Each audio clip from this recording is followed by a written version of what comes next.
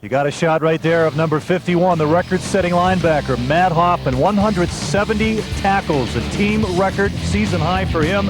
He's got a big battle tonight in trying to stop record-setting Bobby Doyle of the Chardon Hilltoppers. It's Comcast High School Football Premier Athletic Conference Championship style next.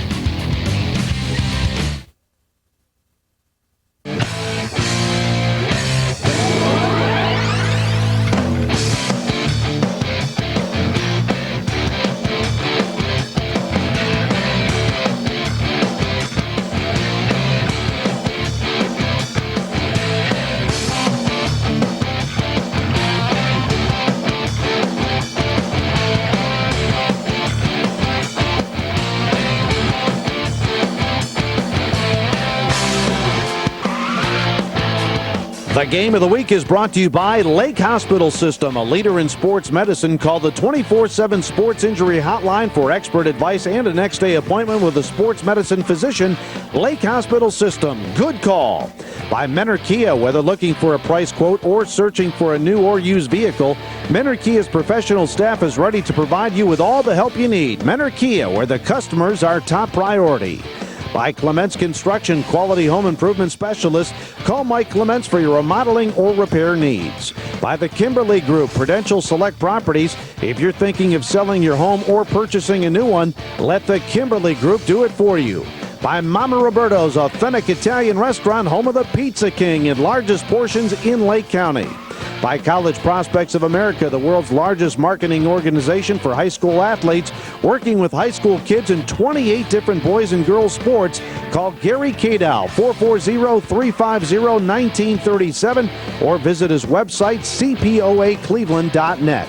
By Clark Dodge, your 5-star Dodge dealer with fast credit approval, specializing in new Dodges, including the Caravan, Durango, and the 2006 Charger. By Titans Gym, Fitness and Tanning. Open 24 hours, Titans features state-of-the-art equipment with free weights, machines, cardio. Train with the best, forget the rest.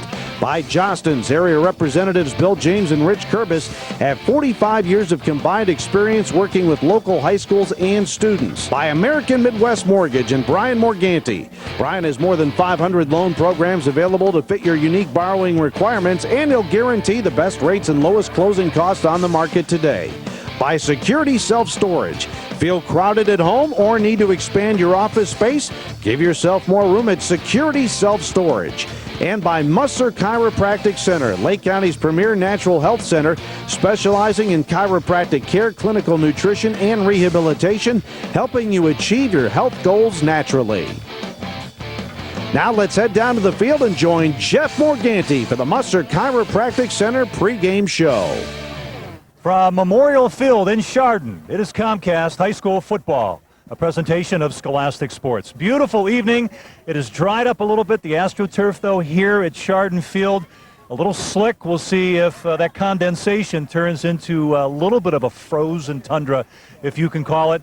Good evening, everyone, and added coverage of Comcast High School Football. We've added an extra game, the Premier Athletic Conference Championship, as Willoughby South, unbeaten, a perfect 9-0, and unbeaten in the Premier Athletic Conference, takes on Chardon, who's 6-3 overall, but unbeaten in the Premier Athletic Conference. And last year when these two teams played Mark Chimo, it was 32-13, South surprising Chardon last year. But if you ask Coach Duffy, last year's game has nothing to do with this year's game.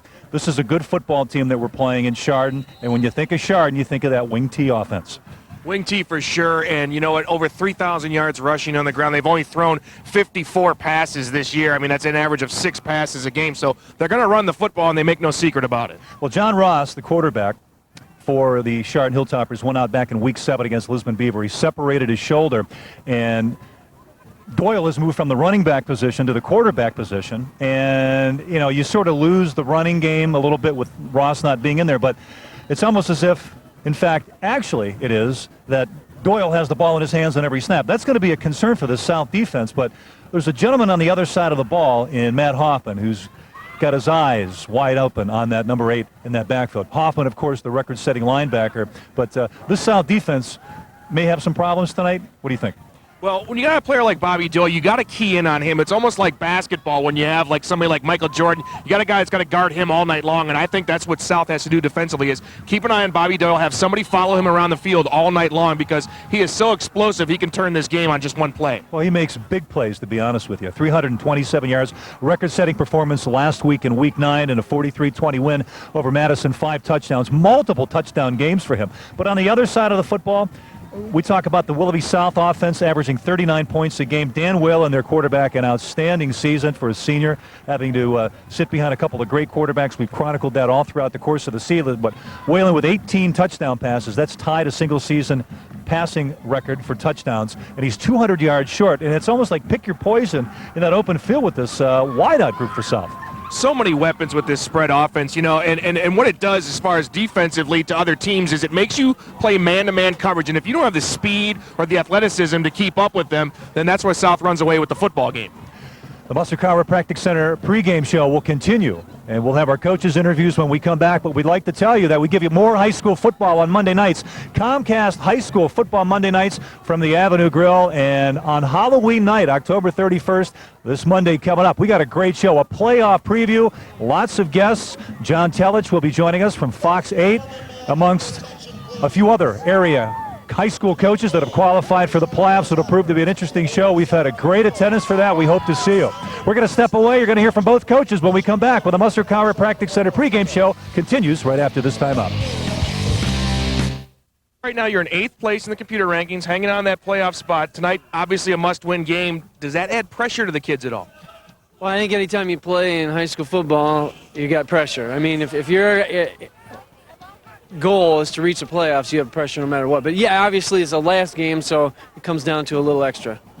Coach, your starting quarterback, John Ross, went down in Week 7. Bobby Doyle stepped in, and boy, has he gone off. 327 yards the other day with 5 touchdowns. I mean, has he exceeded your expectations, and what does he bring to this team at quarterback?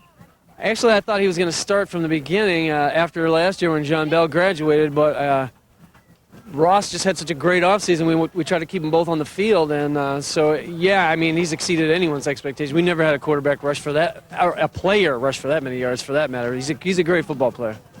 Now, Coach, Willoughby South runs this spread offense, spreading the field out, averaging about 40 points a game. Does that change it around defensively and what you need to do as far as schemes to contain this offense? Yeah, I mean, it forces you to. They don't just throw the ball because, I mean, Odom and Munitz and company run the ball, and Whalen run the ball very effectively off of this, just like Northwestern or Bowling Green would do. They remind me of BG.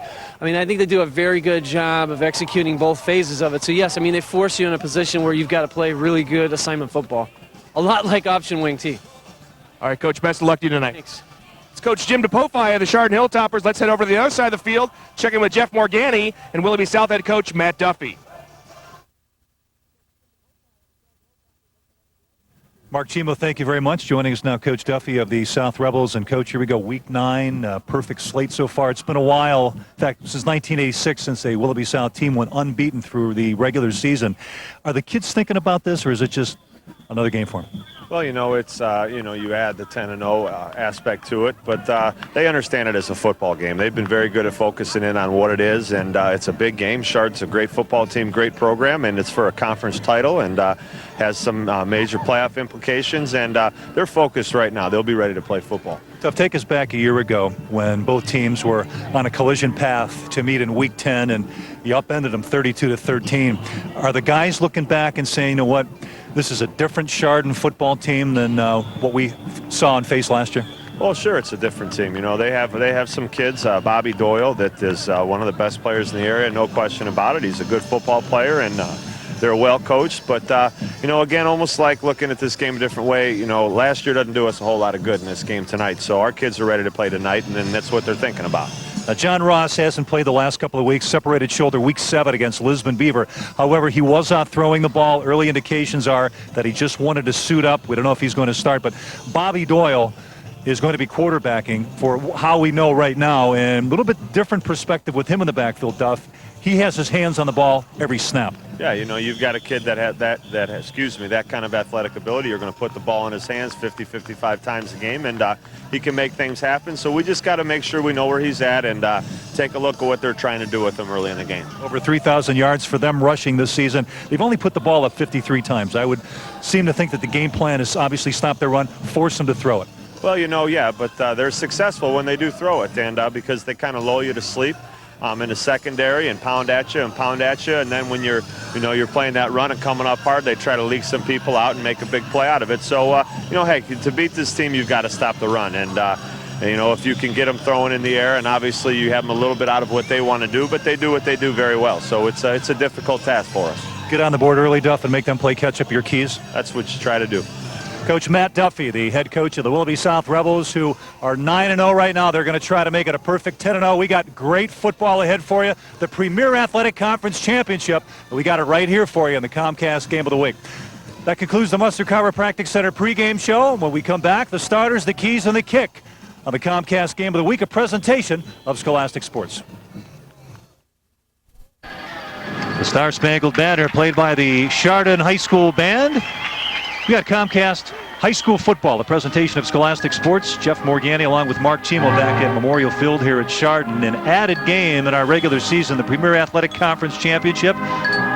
Willoughby South and the host Chardon Hilltoppers. Well, let's give you the keys to the game. And tonight's keys to the game are brought to you by Dan Platzar and Pat O'Brien Chevrolet. We make buying a car fast and easy with our everyday guarantee of upfront pricing.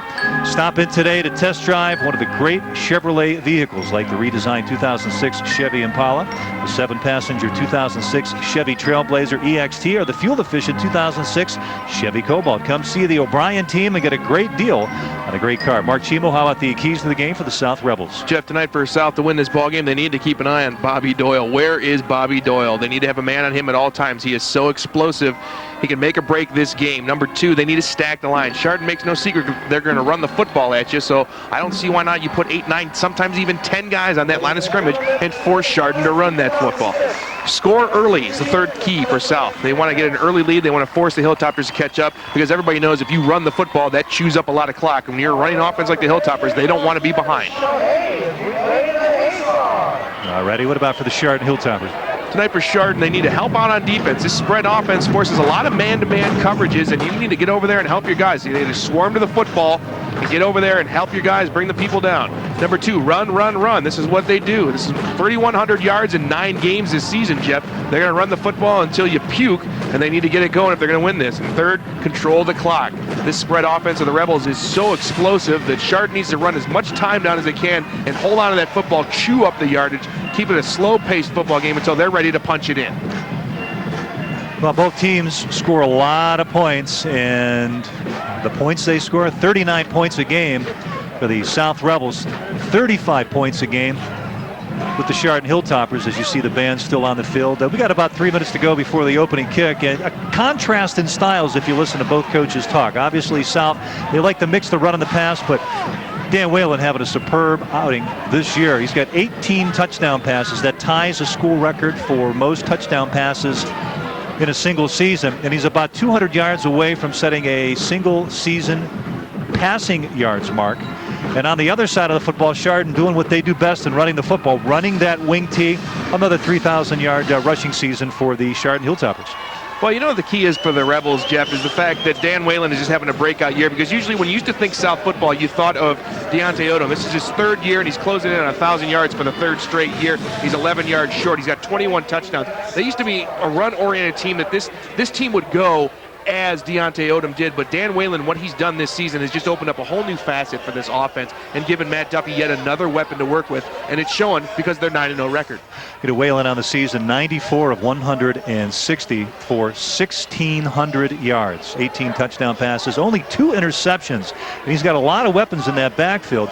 Deontay Odom obviously can run it, and Justin McKissick, when he's not at the wide receiver position, can also line up in that backfield. Mike Munitz can also run it effectively as well. But this receiving tandem for Coach Duffy, incredible. I mean, you got Munitz, Drake DeLandy, Jim McNamara, Jeff Smith, and Justin McKissick. And we've seen games in the past. I've other than the games that we broadcast, Mark, have gone to a few South games, and Coach Duffy, would like, Dan Whalen obviously to recognize coverages, and when teams are in cover 0 with nobody back, they'll hurt you with the curls and they'll kill you with the slants. Yeah, Jeff, the key to this ball game tonight, I think, just for both teams, is going to see how Chardon defensively tries to contain this spread offense. I mean, if South can get going and control this field and run up some points early, Chardon's going to be forced to play catch up, something you don't want them to do. But I think that's the key, and it's going to be interesting to see what Jim DePofi has up his sleeve as far as containing the spread offense, where it pretty much is man-on-man coverage. You're out there by yourself with one other guy. See a few young South fans bearing the elements tonight.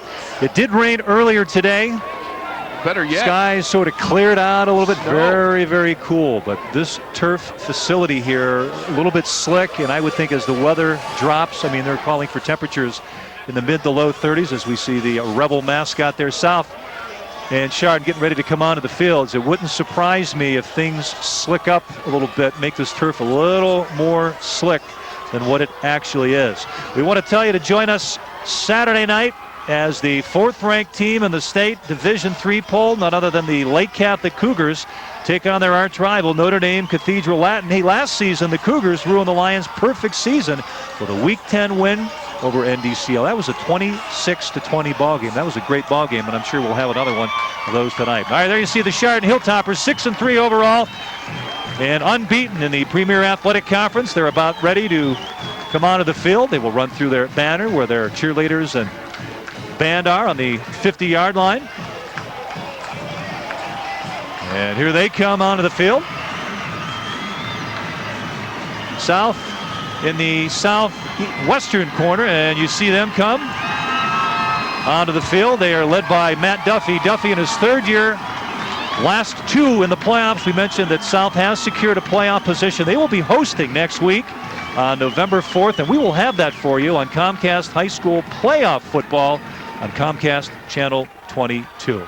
Jeff, talking to Coach Duffy before the game as far as like possible opponents they might be able to face next week, there's several different possibilities. You never know. But one thing that was interesting is that if Chardon can win this ball game tonight, and with a couple other things happening, next week we could be broadcasting a rematch of this football game tonight. That's a possibility. Must-win situation. Of course, Coach Duffy, we were talking to him before the ball game, just weighing out the possible scenarios on who they may play. Last week he was over at Mentor Stadium scouting Hoban, because Hoban is in that Division II Region 5 this year compared to where they were last year in Division II, or actually Division III Region 9 with Lake Catholic. So we anticipate a good ball game. As you can see, players getting fired up down on the sideline. Brian Daniels, one of our 2 photographers down on the sideline, also with Victor Presley, bringing you the sights and sounds down on the field. We are, of course, under the direction of Steve Sherman, our director/producer. Also, the gentleman in the truck bringing you the sights and sounds, working audio and working graphics tonight for us, Mike Jones, and also Jeff Unruh doing our videotape replay. We're about set to kick it off.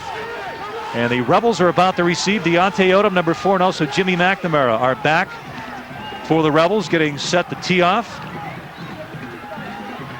is Alex Marcotti, a 6'2", 175-pound senior for the Chardon Hilltoppers. So Premier Athletic Conference football just about ready to get underway. There you see Mr. Marcotti teeing up the ball. One of the nicer facilities in the Lake Geauga area. Oh, you know what, Jeff? This field turf or whatever, AstroTurf or whatever it's called. I remember 3 years ago when it was first put in. It's like walking on your parents' bed. I mean, it's like a mattress out there. And tonight's a little bit harder because of the cold weather, but it is. It's like playing on pillows. All righty, we are about set to go. Comcast Scholastic Sports High School Football. Mr. Marcotti's kick is a little squibber. And it'll be taken by McNamara around the 16-yard line. Tries to find a center seam, and he is upended and tackled by number 25 for Chardon. That is Jake Young. All right, let's set you the South offense if we can. That South backfield, quarterback by Dan Whalen. Running back is Deontay Odom. The wideouts are Smith, Munitz, DeLonde, McNamara. They will go spread and no huddle. Tackle to tackle, Bob Nelson, Harris, Zach Wade, Sam Melly, and Kyle Men will set the defense of Chardon for you after the first snap here. South will come out in the spread formation. Trips off to the left, McNamara. Off to the right. Out of the gun is Whalen. Deontay Odom offset right. Whalen back to throw. Fires across. There's a quick slant. Jeff Smith caught and tripped up and down, and he's going to be taken down at about the 48-yard line. And as we mentioned before, Mark, the coverages, you're able to curl, you're able to slant based on what Dan Raylan reads at that line of scrimmage. It was a straight slant pass, and that was a touchdown-saving tackle by Dan Dagg, the cornerback, in man-on-man coverage. We'll get you that defense momentarily for Chardon. It'll be 1st and 10 at the South 48. Trips to the right side. Smith out on the left side. We may have had movement, no flag. Whalen, 3-step drop, fires out to Justin McKissick in the right flat. Looks to break a tackle and knocked out of bounds. And the tackle by number 30, Lee Thomas. Let's set that defense for you for the Chardon Hilltoppers. Their down linemen will be Jake Young, Scott Linville, Kevin Hogan, David Sweeney, the linebacking core of Lee Thomas, Vince Sitkowski, Zach Wedge, Alex Petroff in the backs, and that secondary, Micah, Dagg, and Merkel. 2nd and 6 on the Chardon 48. High snap. Whalen eludes pressure. Whalen gets an open field block by McNamara, and McNamara had a nice stalk block in the open field on John Micah. It'll be a 1st down South as they are driving on their opening series. And Jim DePofi said it in the pregame show. Not only can Dan Whalen throw the football, but he can run it pretty effectively. And you see right there the broken play, Jeff, where he was able to kick it out to the right side. Plenty of blocking, and it looked like Chardon sensed blood in the water, came at him, but he was able to run away from it. Also in there, John Micah. Trips off to the left side. Dan Whalen going to audibilize based on what he's seeing on the Chardon defense. Odom offset right, inside handoff. Deontay Odom. And Odom tripped up, but he gets inside the 30-yard line, maybe down to about the 27. And Coach Duffy's philosophy, Mark, in running the football, get Deontay 5 and he'll get the rest. And that's what the spread offense does too, Jeff, by spreading all those people out, is it takes the linebackers and safeties out of the game there because they're always out covering receivers. It opens up that inside, right behind the defensive line for Deontay Odom. As you can see it right now, there's no one behind this defensive line, and Deontay Odom gets there, and then he goes. 2nd and 6 on the 38, or on the 28. Trips off to the left side. There's a pass down from McKissick, and Whalen overshoots him. Whalen felt the blitz coming. That time it was Alex Petroff coming in from the linebacking spot, the outside. Coming straight at Whalen. He got to get rid of it. Threw it a little bit too early. Led his receiver by a couple yards. Just underway, 10:26 to go, 1st quarter. Jeff Morgani along with Mark Chima bringing you Comcast Scholastic Sports High School Football. Trips are actually twins out to the left. That's McKissick and Smith. Offset left. And there's the quick shovel pass, and just being able to hold on to that ball is Drake Delonde, who lined up offset left in that backfield, along with Deontay Odom. And Whalen and Odom trying to get on the same page there, as if there was sort of a miscue in that backfield. Well, it was a strange-looking pass. It was like a basketball chest pass. Delonde running away before he even had the football in his hand, so very dangerous there. They were able to dodge the bullet. That'll knock the Rebels back to the Chardon 34-yard line. That'll bring up 4th and 11. Trips out to the right side. Whalen, 3-step drop. Looks down to Jeff Smith. Smith catches the pass down to about the 21. Eludes another tackler. Gets down inside close to the 15. But I think he's knocked out at the 16-yard line. That should be good enough for a South 1st down. What a great move by Jeff Smith, shedding that tackle. But first things first, Jeff, is that Smith knew exactly where he needed to be for the 1st down. Whalen threw a bullet to him. Smith caught it, had the 1st already, and then spun away for a couple extra yards. See Whalen on the replay, and he locked in on Smith right away, and Smith running about 15, 20-yard curl, and turn around, that pass was right there. Twins out the left and to the right side. Odom flanked the Whalen's right in the backfield. High snap, sprint out, toss, and did he catch it? Pass is bobbled and caught for a touchdown. Jimmy McNamara. What concentration on that. McNamara and the defender collided. The football went up in the air, but McNamara did nothing but keep his eye on the football, and as he was going down, concentration, he came down with it and held on to the officials right there to make the call. What a beautiful catch. Excellent. And that's just a story in concentration right there. Watch the replay. A little bit of a high snap, but Whalen sprints out. Great catch. And the PAT by Strell is good, and at 9:38, South strikes first blood. Rebels up 7-0. This is exactly what the Rebels wanted to do, Jeff. They want to get out there early. They want to make Chardon play that catch-up football. And I'm really looking forward to see what Matt Duffy has up his sleeve as far as defensively playing a team that's going to run the football at you and makes no secret about it. Well, we talked about this, Mark, before we went on the air about stacking the box. I mean, how many can you put in there and force Bobby Doyle to throw the ball? Of course, we haven't seen him throw it, and Coach Duffy respects, the passing game. Even though Chardon has only thrown it 53, 54 times, on the season, you still have to show a lot of respect. But obviously the #1 goal is to ball hawk Bobby Doyle. Bobby Doyle's thrown the ball 11 times this season, completed just 2 passes.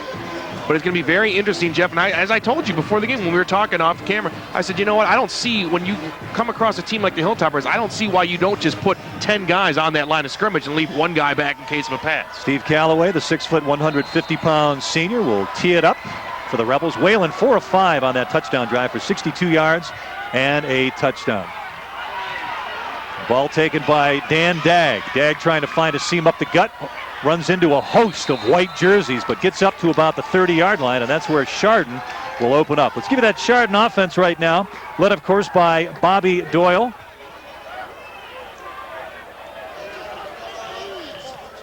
Bobby Doyle, Sitkowski, Wedge, and Reinhardt in the backfield. The wideout, Matt Tierney.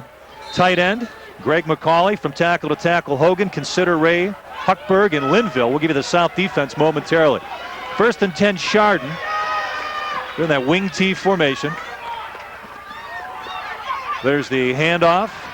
And Chris Reinhardt takes the ball up close to about the 35-yard line. I think with that misdirection, you're going to see a lot of movement, a lot of counters, and you will see a scissors. They'll hand the one back, and the other back will hand off to the other one coming through on a scissors mark. And that, Jeff, pretty much makes Bobby Doyle that much more effective because you're keying on him to run the football. But if you have guys who can successfully take the ball around the corner and take some of the pressure off of him, that fake just becomes that much more huge. We'll set the South defense momentarily. This is Reinhardt in motion again. There's the fake. Doyle will keep it. Tries to find a seam up the gut. Close to a first down. It was 2nd and 6. Doyle faking the handoff to Reinhardt in motion and keeping right up the gut. He's going to be very, very close to a first down depending on the spot of the football. We'll see if the officials call out. Let's set that Willoughby South defense if we can. Down linemen, Men, Murhar, and Harris. The linebackers on a good core. Hoffman, Misley, Farley Munitz, Johans, and Hakeem Hall getting a start in that secondary along with McKissick and Delonde. Delonde with 4 picks on the season. And hand up, and he is going to be stuffed at the line of scrimmage. We'll see if they give him forward progress, and that was Sitkowski getting the handoff. And a very stingy front personnel for South, and the South fans where we're broadcasting from don't like the forward progress, but that's what they're giving them. A very generous spot, but boy, what a surge that the South defensive line got there. I mean, they met Sitkowski in the backfield, but Sitkowski kept his feet moving and got the second effort, and apparently the officials thought it was enough for the first. Will be 1st and 10. Doyle on the option, and Matt Hoffman takes him down at about the 38-yard line. Hoffman, the record setter. 170 tackles coming into the season, 2 better than the previous record holder of 168 by Bob Miller. And Jeff, that play was made by Mike Munitz getting up there, sealing off that corner and forcing Doyle to cut inside right into the arms of Hoffman. Loss of 2, 2nd and 12, ball spotted at the 39. Wing T formation for the Hilltoppers. There goes Reinhardt in motion. Counter play. And Rebels right there to make the stop. Just take a look at the defensive setup of the South Rebels. They usually play a 3-5, Jeff. 3 down linemen. They got 5 linebackers, and Lake Catholic plays a lot of that, and that's because of the speed of the linebackers. You can cover passes, or you can also stop the run. But watch the linebackers right before the ball is snapped. They're all moving up towards the line, and it creates an 8-man wall once Chardon is ready to run the football. They'll start with the 3 down linemen, as you see right there, and you watch the linebackers will creep up, and then all of a sudden there'll be 8 when the ball is snapped. That was Andy Kersinger on the last carry. 3rd and 11. Doyle, option, throwback, other side, read perfectly by the South Rebels. And in on the tackle, Mike Munitz. 2 stellar plays on this defensive series by Munitz. And Chardon will have to punt the football. That was just a matter of discipline right there. Mike Munitz, instead of following the football like your natural instinct is to, he stayed in his area and made sure it was clean. Take a look, 57 put the pressure. Munitz is waiting right here. boom, instead of going for the football, he waited and covered his area, made the tackle for a huge loss. And that's the quickness that Coach Duffy alludes to in that linebacking position for the South Rebels, how they just ball hawk and get to the ball quick. Two are back. It's DeLonde and McNamara. McNamara will take it at his own 25, finds a seam, gets up. He's got some room. And he's got one man to beat to the outside, and making the tackle is Jake Young. And Young had to corral him down around the 35-yard line. And if he didn't make the tackle, McNamara could have put a 6 spot up on the board for South. Well, he got past that first wave of tacklers so fast, I think even his own blockers were surprised, and they turned around and go, oh, he's right here. See Jim Mormino, the defensive coordinator for the South Rebels. Rebels will open up shop on their second possession on the Chardon 37-yard line. It'll be 1st and 10.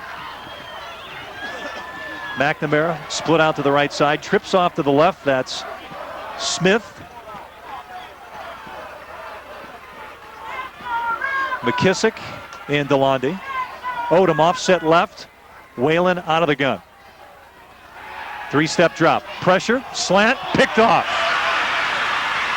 Ill-advised pass, and Chardon capitalizes on it and give the pickoff to number 28, Dan Dagg. Jeff, I don't think Dan Whalen saw what he was throwing at. He was getting pressure in from that strong side. His two linebackers were bearing down on him. He just had to get rid of the football. He threw the ball right at Dagg as his receiver was curving away. He was just trying to get rid of the football and made an errant pass, as you see here. I mean, it really, right there, Dagg was just waiting for it. It was just a matter of getting rid of that football to avoid the sack. 1st and 10, Hilltoppers from their own 43. Reinhardt in motion, going left to right. Fake handoff, Doyle going to keep it. Doyle trying to find a seam, and he's hit and knocked down at about the 49-yard line. As you see, Bobby Doyle, record setter Bobby Doyle, 22 touchdowns on the season, 19 of those are rushing. Coming into tonight's game, 1,250 yards. The Division I recruit going to the Naval Academy, and he's going to be a good one. 2nd and 3, pick up a 7, ball spotted at the 49 of the Hilltoppers. Reinhardt in motion again. Hand off to the first back through, but fumble on the exchange, and the Rebels come away with it. Like Mike Johans with the fumble recovery. That'll give it back to the Rebels in Chardon territory, Mark Chimo. A little bit of a mix-up on the exchange, but again, Jeff, once they see that wingback go in motion, the linebackers creep up. And even if he had gotten that football cleanly, he had nowhere to go. Look at that wall of white right there. He dropped the football. Doyle was going for it. And there's Johans coming in from the weak side, able to jump on it. Trips out to the left. McNamara out to the right side. Odom offset left in that backfield. Whalen out of the gun. Inside handoff, Deontay Odom, and he is met in the backfield for a loss on that play. And coming up to stuff him out was Jake Young, and Jake just read that perfectly. Approaching the 5-minute mark in the first quarter. Comcast Scholastic Sports High School Football, the doubleheader this weekend. The South Rebels trying to remain unbeaten. They're 9-0, and they have a 7-0 lead in the first quarter here over the Chardon Hilltoppers, who are the hosts of tonight's game. Twins out to the left and to the right side. Odom offset left. This is Dan Whalen. Fake inside handoff. Flare out to McKissick. McKissick trying to break a tackle. He does so, and McKissick up to about the 40, maybe down to the 39-yard line, and he is going to be very, very close to a first down. The other thing, when you have this spread offense, you got to have great wide receivers who can run in the open field. That time, all that game was McKissick. He made all the moves to get there, broke a couple of tackles. But, Jeff, the interesting thing on that defensive play, Chardon only had 2 down linemen. They only had 2. They're playing, it looks like they're starting to cheat back and play this pass in this spread offense. Maybe now it's time for Deontay Odom to get going if Willoughby South coaches have seen that as well. So we got 4 wideouts. We have an empty backfield. 5 wide. 4 in a row here. And everyone's going to run a different route here. It's 3rd and 1. And don't be surprised if Whalen keeps the ball here. Oh, I spoke too soon. This is Odom. Odom trying to get to the outside, trying to get the first down. And he gets the first down, and the clock continues to go as the Hilltoppers tackle him inbounds, but it should be good enough for a South first down. A lot of work just for 1 yard there as the ball was thrown a little bit behind Odom. He had to come back, turn around, was met by a couple of defenders right there, and he had to struggle to get the first, but he did. Referees are going to spot the ball at about the 37-yard line, and about 3:30 to go. First quarter. South up 7-0 over Chardon. Trips off to the left side. McNamara, the lone receiver out right. Odom offset right. Out of the gun is Whalen. 3-step drop. Pressure. Eludes. Oh, and he tripped over one of his offensive linemen, and he trips over Sam Melly in that backfield. And that'll get him right back to the line of scrimmage. Dan Whalen favoring a little bit that left leg when he got up, but he looks fine right now. But Jeff, that's one thing that Chardon's been doing well tonight. They've been getting pressure on Whalen all night long. They forced the errant pass, turned into an interception. As the Rebels will take a timeout here. Looks like there's an equipment problem, and one of the assistant coaches, it looks Dan like Whalen Sean changing his Mooney, is helmet. going to get a helmet to quarterback Dan Whalen. So the number that you see on that helmet is not going to be the same one that you see on his jersey. So they'll attend to that helmet. Loss of 1 on the play, 2nd and 11. Ball spotted at the Chardon 39. Trips off to the left side, McNamara, the lone receiver off to the right. You see Whalen still messing around with that helmet. I don't think that helmet fits him. Yeah, They may have and to he's take not another comfortable at all. timeout. And South will have to burn a timeout. He's not comfortable at all. In fact, I think they're going to try to get him something. Now they do have to burn a timeout. They're working on his helmet right now. He wants that back. Coach Duffy heads out to chat with the folks. See a shot of the South cheerleaders. They are dressed for the weather tonight. I wonder if it rains, though, tonight, if they've got the rain gear. I wonder if that's Gore-Tex. It looks like it from here. What about that girl with the red socks, too? Something about that. Comcast and Scholastic Sports will bring you high school playoff football next Friday, November 4th. We'll be bringing you the state football playoffs next week. We'll be at South's Harry E. Winter Stadium for the Rebels Division II Region 5 regional quarterfinal game. And early next week, we should know who that is. And Whalen's got the number 21, so he's trying his second different helmet on other than the one that they're trying to fix. That's his. And he's still messing with it. So Yep. I think during the timeout, he was hoping they could get his helmet fixed, but now they gave him yet another one, and he's still messing around with the chin strap. It's got to fit comfortably, you know. Justin McKissick and Odom offset left in the backfield. Twins off to the left. That's Delonde and Smith. Here's the inside handoff to Deontay Odom, trying to follow McKissick's block, and a host of black jerseys meet him and take him down behind the line of scrimmage, and maybe a loss of another yard on the play. Mark, we'll see where the officials spot the ball. They'll spot it at the 41-yard line. So it should be 3rd and about 13, maybe 3rd and 14. Jeff, defensively, Chardon is doing a phenomenal job of controlling that line of scrimmage. Pressure on Whalen when he's throwing, and they're stopping this run. Now you see him back up into a nickel package here on 3rd and long. Crossing patterns. Delonde catches the ball. Nice cut back running. Delonde still on his feet, down to about the 25-yard line. And he just may have enough for the first down. And that's just classic spread offense right there. There's so many receivers out there, and man-on-man coverage, and one guy's crossing, and one guy's curling, and it's so easy to lose your man, and that's exactly what happened there, as Delaney was wide open, and Whalen saw him the whole way. And even with the spread offense, South controlling the clock, and Chardon's only had 1 possession mark on offense in this quarter, so they're controlling the clock with the passing game. Trips off to the right side. It'll be McNamara. It'll be Smith. And Delonde, and the pass is picked off, and we'll see if he goes all the way down to the 30. Yep, all the way in for the touchdown is John Micah. Micah in that defensive back position, reading the throw by Whalen, and he takes it all the way back for a score. Throw was a bit off target, but you called it, Jeff. Micah was reading Whalen the whole way and kind of played off of the receiver and then jumped forward and just took that pass, and he had a clear shot down the sidelines. I wonder how much Dan Whalen's helmet had to do with that too. You're a quarterback, you got to see the field, especially in the spread offense. Maybe that had a little bit to do with it, who knows. So we're the PAT away from Alex Marcotti with 1:40 to go from tying this ball game up. Chardon with an unusual alignment as they shift from the left side to the right. Snap and hold are good. Kick is up, and it splits the uprights, and we are tied with 1:40 to go with Chardon and South, both knotted at 7s. Wow, 2 errant passes. And this last one by Dan Whalen really hurt. Dan Whalen looked very sharp on that scoring drive, and then take a look here. This ball is a little bit off center here, behind the receiver. Micah able just to jump right in there, and then it was just a foot race down the sidelines. Justin McKissick, the intended receiver, and you see Micah streaking down the sideline and untouched. But Whalen looked very sharp on that first drive, throwing some nice, crisp, accurate balls. And the last couple of times, he's been forced to throw with some pressure on him, and also he's been throwing a little bit behind and above his receivers. Well, the Hilltoppers are doing a nice job. We had Coach Duffy on in our Comcast High School Football Monday Night Show, and also Coach Bell from Lake Catholic. And what could be confusing for an offense that runs spread is disguising a lot of coverages, and at times, I mean, Chardon's dropping a lot of people back, taking away those curls, taking away those slants. So Marcotti teeing up the football, getting ready to kick off. 1:40 to go. We are tied at 7. Premier Athletic Conference Championship football underway. See Deontay Odom.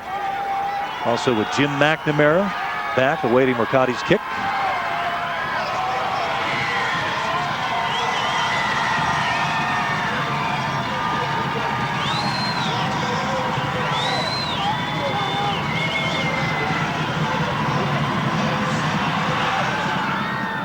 Scribber down to McNamara, and let's see if McNamara touched that football. He's going to have to pick the ball up inside the 5, and great pursuit by Chardon. We got a flag, and if it's a block from behind, it's going to be half the distance of the goal line. So South may open up shop 1st and 10 inside their own 5-yard line. And not the best of places to open up. Well, you know, this field, you know, it's not grass, it's turf, and that was like a ground ball. He needed a mitt to field that. Got past him, and if he touched that football, it's a free kick. It's a live ball. He had to go back and get it. And then as he tried to cut back, there was a block in the back. So they tried to get him some room to maneuver. Well, we do have a block in the back, so wherever the foul occurred, it'll be half the distance of the goal. And it looks as if South will open up shop either on the 2 or 3 yard line from where we are at the midfield stripe. It's kind of hard to get a read on where that ball is spotted. Rest assured, it's inside the 5. 1:36 to go. The 3, Jeff, and you just see South now very carefully here. They're in their first huddle of the evening. They want to make sure that they don't make any mistakes down here. Whalen will come up behind center. Power eye backfield, Matt Hoffman. It's Deontay Odom. Deontay tries to find some room, maybe a yard, maybe 2. As South a little conservative offensively in that power eye with Hoffman leading the way. Well, when you get down in your own territory, the first things first is to protect the football, and especially if you're inside your own 5, get yourself some breathing room. It's usually natural that they're going to run the football. And that's why you saw Deontay Odom trying to go off the tackle there. South will line up, and that eye again with Hoffman and Odom in that stack eye. 2nd and 9, a pickup of 1 for Odom. Odom was 11 yards from his 3rd consecutive 1,000-yard season. Here's a handoff to Odom. There's the pursuit, and they bring him down hard. Jeff, I think he lost yards on that play. He looks like he's down somewhere near his 2. Lee Thomas and also Kevin Hogan in on the tackle for the Hilltoppers. Boy, the Hilltoppers have done a phenomenal job on defense. Not only Jeff putting pressure on the quarterback, but also swarming to the football too whenever it has been. And that's exactly what they need to do. They need to help each other out on defense, and that's what they're doing. When that ball, they find out where it is, everybody's going towards it. 3rd and 9, no gain. Pass out on the left side flat, and the receiver out there, that McNamara slipped, couldn't plant, cut up, and the Rebels are going to be forced to punt. Chardon, Mark, is going to have great field position. A short field to work on. You know, you think that the spread offense is something easy. You just throw people out there and you got anybody to throw to. But let's take a look at what Dan Whalen has to do. I mean, this is his job. He needs to read how many players are in the box so he can audibilize if he wants to run, throw the football. He needs to look for the area where the most room is to run this play. And he also needs to find the mismatches. He needs to look all that over even before he calls height. Well, time has expired in the first quarter. And at the end of 1, we got 1 in the books. The Rebels and Hilltoppers are tied here at Chardon Memorial Field, 7-7. A little low scoring, but we've only got 1 quarter in the book. South might have caught a break there too. I mean, down at that one end of the field that they were just to end the quarter, that's sort of like a little mini dog pound. You don't see too many stadiums like this where you're so close to the action, and right there, I mean, there's bleachers right behind the goalposts. I mean, who knows what was going on and what the fans were saying. Coach Duffy huddling up the troop. Let's tell you, tonight's second quarter is brought to you by Mama Roberto's, authentic Italian restaurant in Meta, the home of the Pizza King and the official restaurant of the game of the week. Rick and Renee feed our hungry staffers. Another great job again by them tonight. Stop in and try their pasta, pizza, calzones, and house specialties, chicken and veal. You'll like the cannolis as well. Mama's has the best cannolis in Greater Cleveland, folks. I could attest to that. I'm sure Mr. Chimo will too. Both us paisans here. Mama's offers full catering and delivery, good food and plenty of it, with the largest portions in Lake County. We'll get to our other sponsor right after this punt. Dan Whalen also doubles up as the punter, standing back at around the 45 and 43 yard lines for Chardon are Dan Dagg, and I think we have Tyler Merkel. Oh, bad punt by Whalen, but it's going to take a rebel bounce and bounce out to the Chardon, no, actually the south 48 yard line, and you see where the ball is spotted. Let's also tell you that our other second quarter sponsor, Nationwide Insurance and the Merhar Agency, your rebel-friendly insurers in downtown Willoughby, offering discounted auto rates for families with young drivers and even lower rates for your rebels who keep their good grades. Call the Merhar Agency at 946-2040 today for your fast, friendly, and low rate. Check our prices. We love our service. Remember, life comes at you fast. Put Nationwide and the Merhar Agency on your side. 1st and 10. Bobby Doyle on that backfield. And Jake Young. But Doyle's going to keep it, get inside the 45, maybe down to about the 44-yard line. And because of what Jake Young does every play, where he comes in motion and then the ball is snapped right when he gets near Bobby Doyle, that's even more of the reason to keep an eye and just have a guy watch Bobby Doyle, regardless of whether he has the football or not, because that way you won't have to worry about any of those play fakes and who has the football. You already have a guy watching Doyle to make sure.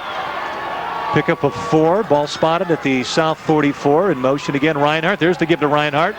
Reinhardt following his blocker out there, Andy Kurzinger, and the last thrust forward gets him down to about the 35-yard line. That's going to be good enough, Mark Chimo, for a first down. You know, I tell Schwab and Tromba every week, and I'll tell you now, Jeff, the key to running the football, keep those legs moving. Even if you run into a wall, you get hit. If you keep those legs pumping, you're going to find an area and you're going to continue to move the ball forward, and that's what it was, the second and third effort that got the first. Chardon had 15 runs. They ran the ball 15 times in that first quarter. Doyle, fake, he's going to keep it right up the gut, surge forward, a strong Bobby Doyle, gets down close to about the 31-yard line. Bobby Doyle always carrying tacklers, it seems. Rebels defensively doing a good job of making that first hit on the ball carrier, but, Jeff, they're not able to contain him and pull him down. It seems like so far the Hilltoppers have been dragging tacklers with them for those extra yards. Mike Johans in on that last tackle. Reinhardt in motion, coming left to right. There's the handoff to Reinhardt, gets around the edge, and like a pinball, knocked, spinning and out of bounds inside the 30, maybe down to about the 28-yard line, as you see an up-close and personal view of Mr. Reinhardt. Took a nice shot from Drake DeLandy, who just lowered the shoulder and knocked Reinhardt. He didn't really tackle him, but he stopped his forward progress, and that's where the pinball effect came, Jeff, as you saw him spinning around. You see up close and personal Bobby Doyle in that Chardon huddle. See if Mr. Doyle calls his number here. Got 3rd and about 3. Ball spotted at the 28-yard line. Doyle barks out the signals. Ball given to Zach Wedge, and as he's stuffed, we'll see where the officials mark the football. And the side judge coming in from the side. Looks as if they're going to spot the ball mark at about the 27-yard line. And they may be a couple yards short. That'll bring up a 4th down, and rest assured, Chardon will not kick the field goal. They're going to go. Kyle Menn got penetration from his defensive end spot, Jeff, and that's what cut off that corner. The linebackers came in and finished the job. 4th and 3, no gain. Ball spotted at the 28-yard line. There's Doyle signaling Reinhardt in motion, left to right, fake, and Doyle going to be upended and dropped. Great defensive execution by a host of Rebel defenders. Excellent job by Kyle Harris and a host of white jerseys. So South will take over on downs at the 31-yard line. And it looked like Kyle Harris right there was doing nothing but watching Bobby Doyle, Jeff, because he came in, shot the gap, and just nailed him. I mean, Doyle tried to get around that corner, was cut off, cut to the inside, and Harris was waiting for him. Dan Whalen in that first quarter, 8 of 11, 2 picks. Of course, he had the touchdown pass. Trips off to the left side.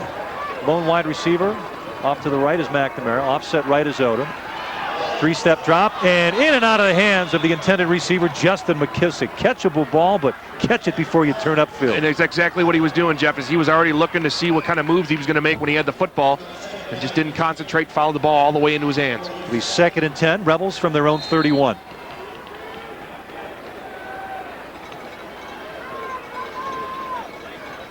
7-7 our score, second quarter. 9:10 to go before the break. Jeff Morgani along with Mark Timo. McKissick and Odom in the backfield. Twins off to the left, McNamara off to the right. Inside handoff, and Deontay Odom going nowhere. Met by a sea of black jerseys. And I was just thinking, Jeff, that it's time for Deontay Odom to get going, but you know what? They've tried to get him going, and just the defensive front of Chardon is just winning that line of scrimmage battle, and they're in his face every time he gets the football. So it looks like right now, until adjustments can be made, it's going to be pass or die for the Rebels. David Sweeney in on the tackle. 3rd and 12. Ball spotted at the Rebel 28-yard line. Twins off to the left. McKissick in the backfield to take out Munitz in the backfield, and a ball that overthrown, and we got a pass interference, and it looked like out on this left side, Drake Delandy got tangled up with Zach Wedge out on this left side. Let's see if we can see a replay. You know, Delandy had run his route. And take a look at this now. Delandy had to adjust, and right here is where the contact is made. And look at that, 2 hands up. That is illegal. Zach Wedge putting 2 hands up to block the receiver's view of the football. That's pass interference whether you touch anybody or not. Okay, you saw the replay. There was some incidental contact as Delandy changed his route to go for the football, but once Wedge threw up both of those hands, that's pass interference. 1st and 10, South. Ball spotted at their own 43-yard line. Twins off to the left. 2 backs offset in the backfield. It's Munitz and it's Odom. McNamara flanked out to the right. Sprint out, throw, and catch by Delandy. Delandy up to about the 47, maybe the 48-yard line, depending on the spot of the football. And with the pressure coming from this Chardon Hilltopper defense, Jeff, that's what's going to be the bread and butter tonight of the South Rebels, is those short passes, the quick slants, the curls. If you can get Whalen to roll out a little bit and throw a quick 5-yard out, let his receivers do the work to gain the yardage. Mark, if you told me that the score would be 7-7 with 8 minutes to go before the break, I would have laughed and said, I don't believe you. But we are 7-7, 8:20 and counting before the break. Jeff Morgani along with Mark Timo. Comcast Scholastic Sports, high school football, 2nd and 6 from the Rebel 48. Counterplay, Odom finds daylight. There he goes. The Odom inside the 25. Nice stock block. Odom into the end zone. Touchdown. Great stock block in the open field by Jeff Smith. That's what sprung him inside the 20-yard line. Well, finally, Jeff, they did something a little bit different to get Deontay Odom the football. They threw a play fake in there. Chardon, again, had the battle won at the line of scrimmage. They were in the backfield, but the play fake first drew enough defenders away from the football, and then Deontay Odom did what Matt Duffy always tells him to do. You get him 5, and he'll get you the rest, and he did it right there. How about 5 and then some? 13-7, just under 8 minutes to go. We will await the Strell PAT. Right before that run, Deontay Odom had -4 yards rushing. That was a 44-yarder. Now he's up to 40. So statistician extraordinaire Charlie Ryman passing that along to us. Snap and hold are good. Kick is up, splits the uprights, and it's good. And the Rebels break that 7-7 tie with 7:59 to go before the break. 14-7 South. We'd also like to welcome our viewers in the Geauga County area on GTV.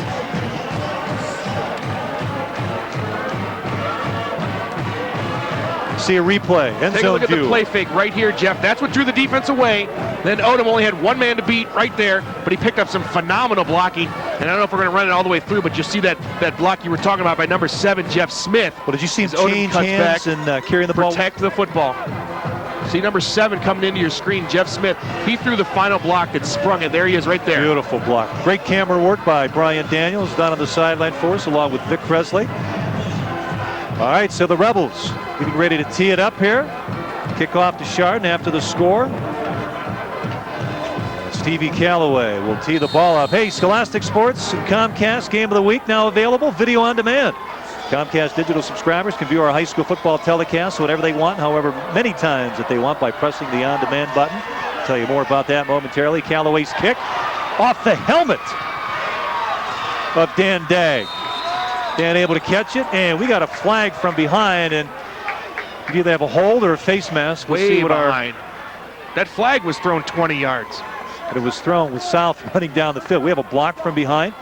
The South special team / defense out on the field, and it's going to be a hold against Chardon. And getting back to our video on demand, you scroll down using the on demand button, press it, scroll down, Screen pops up, and you go to your town, you locate that, you press the OK button on your remote, and the rest is easy. You're watching high school football. Also, our Avenue shows are on there as well. Bobby Doyle behind center. Fake. Nope, gives to the first back through. Tell you what, this wing T mark is so deceiving from up here. Well, yeah, you got to earn your money tonight because there's so many guys who could possibly run past that football before it even gets into the defensive backfield and stuff. There's usually a couple of different fakes, usually 2, sometimes even 3. With Bobby Doyle, a nice play faker too. You don't know if he has the football until he's already past you. No gain on the play. Ball spotted at the 15. Oh, give him 2 yards on the play. Ball spotted at the 17, 2nd and 8. Reinhardt in motion, left to right. Doyle gives to the first back through, and that first back through is Stikowski. And Stikowski gets the ball up to about the 20-yard line. Pick up of about 3, so it'll be 3rd and 5. It's just as tough too when you're defending this wing T, Jeff, that any number of people could have the football. And credit the Rebel defense. Once they see who has it, they're swarming to that football. Take a look at the white jerseys and just come flying at it once they find out who has it. 3rd and 5 at the 21. Doyle barking out the signals. Reinhardt in motion. There's that scissor play. Handoff wedge. And the Rebels snuff it out. That'll bring up a 4th down situation. Force the Chardon Hilltoppers to punt the football. McNamara and Delaney will drop back. And everybody talks about these two teams as South averaging just under 39 points a game and Chardon averaging 35. And right now, Jeff, it's the defenses who are controlling this football game. More specifically, the defensive lines of both teams. Back to punt. Here's Jake Young, and it's a wobbly kick, and Delaney takes it at his 49, finds a seam, and did he look like he was tripped up by one of his own men, but caught his balance and takes the ball into about the 30-yard line of Chardon, and South again working on a short field. South's success tonight has really come off of breaking tackles, Jeff. I mean, Chardon getting to the football and making the initial hit, but the Rebels able to slip away from so many tackles and then get those extra yards. They're set up shop well into Hilltopper territory. Chardon unofficially with 37 yards rushing. Ball spotted at the 32 for Whalen and gang. 1st and 10. McKissick and Odom in the backfield. Twins off to the right. Jeff Smith split out to the left side. This is Whalen. 3-step drop. Fires out to McKissick, and he underthrows him. And is that a lateral?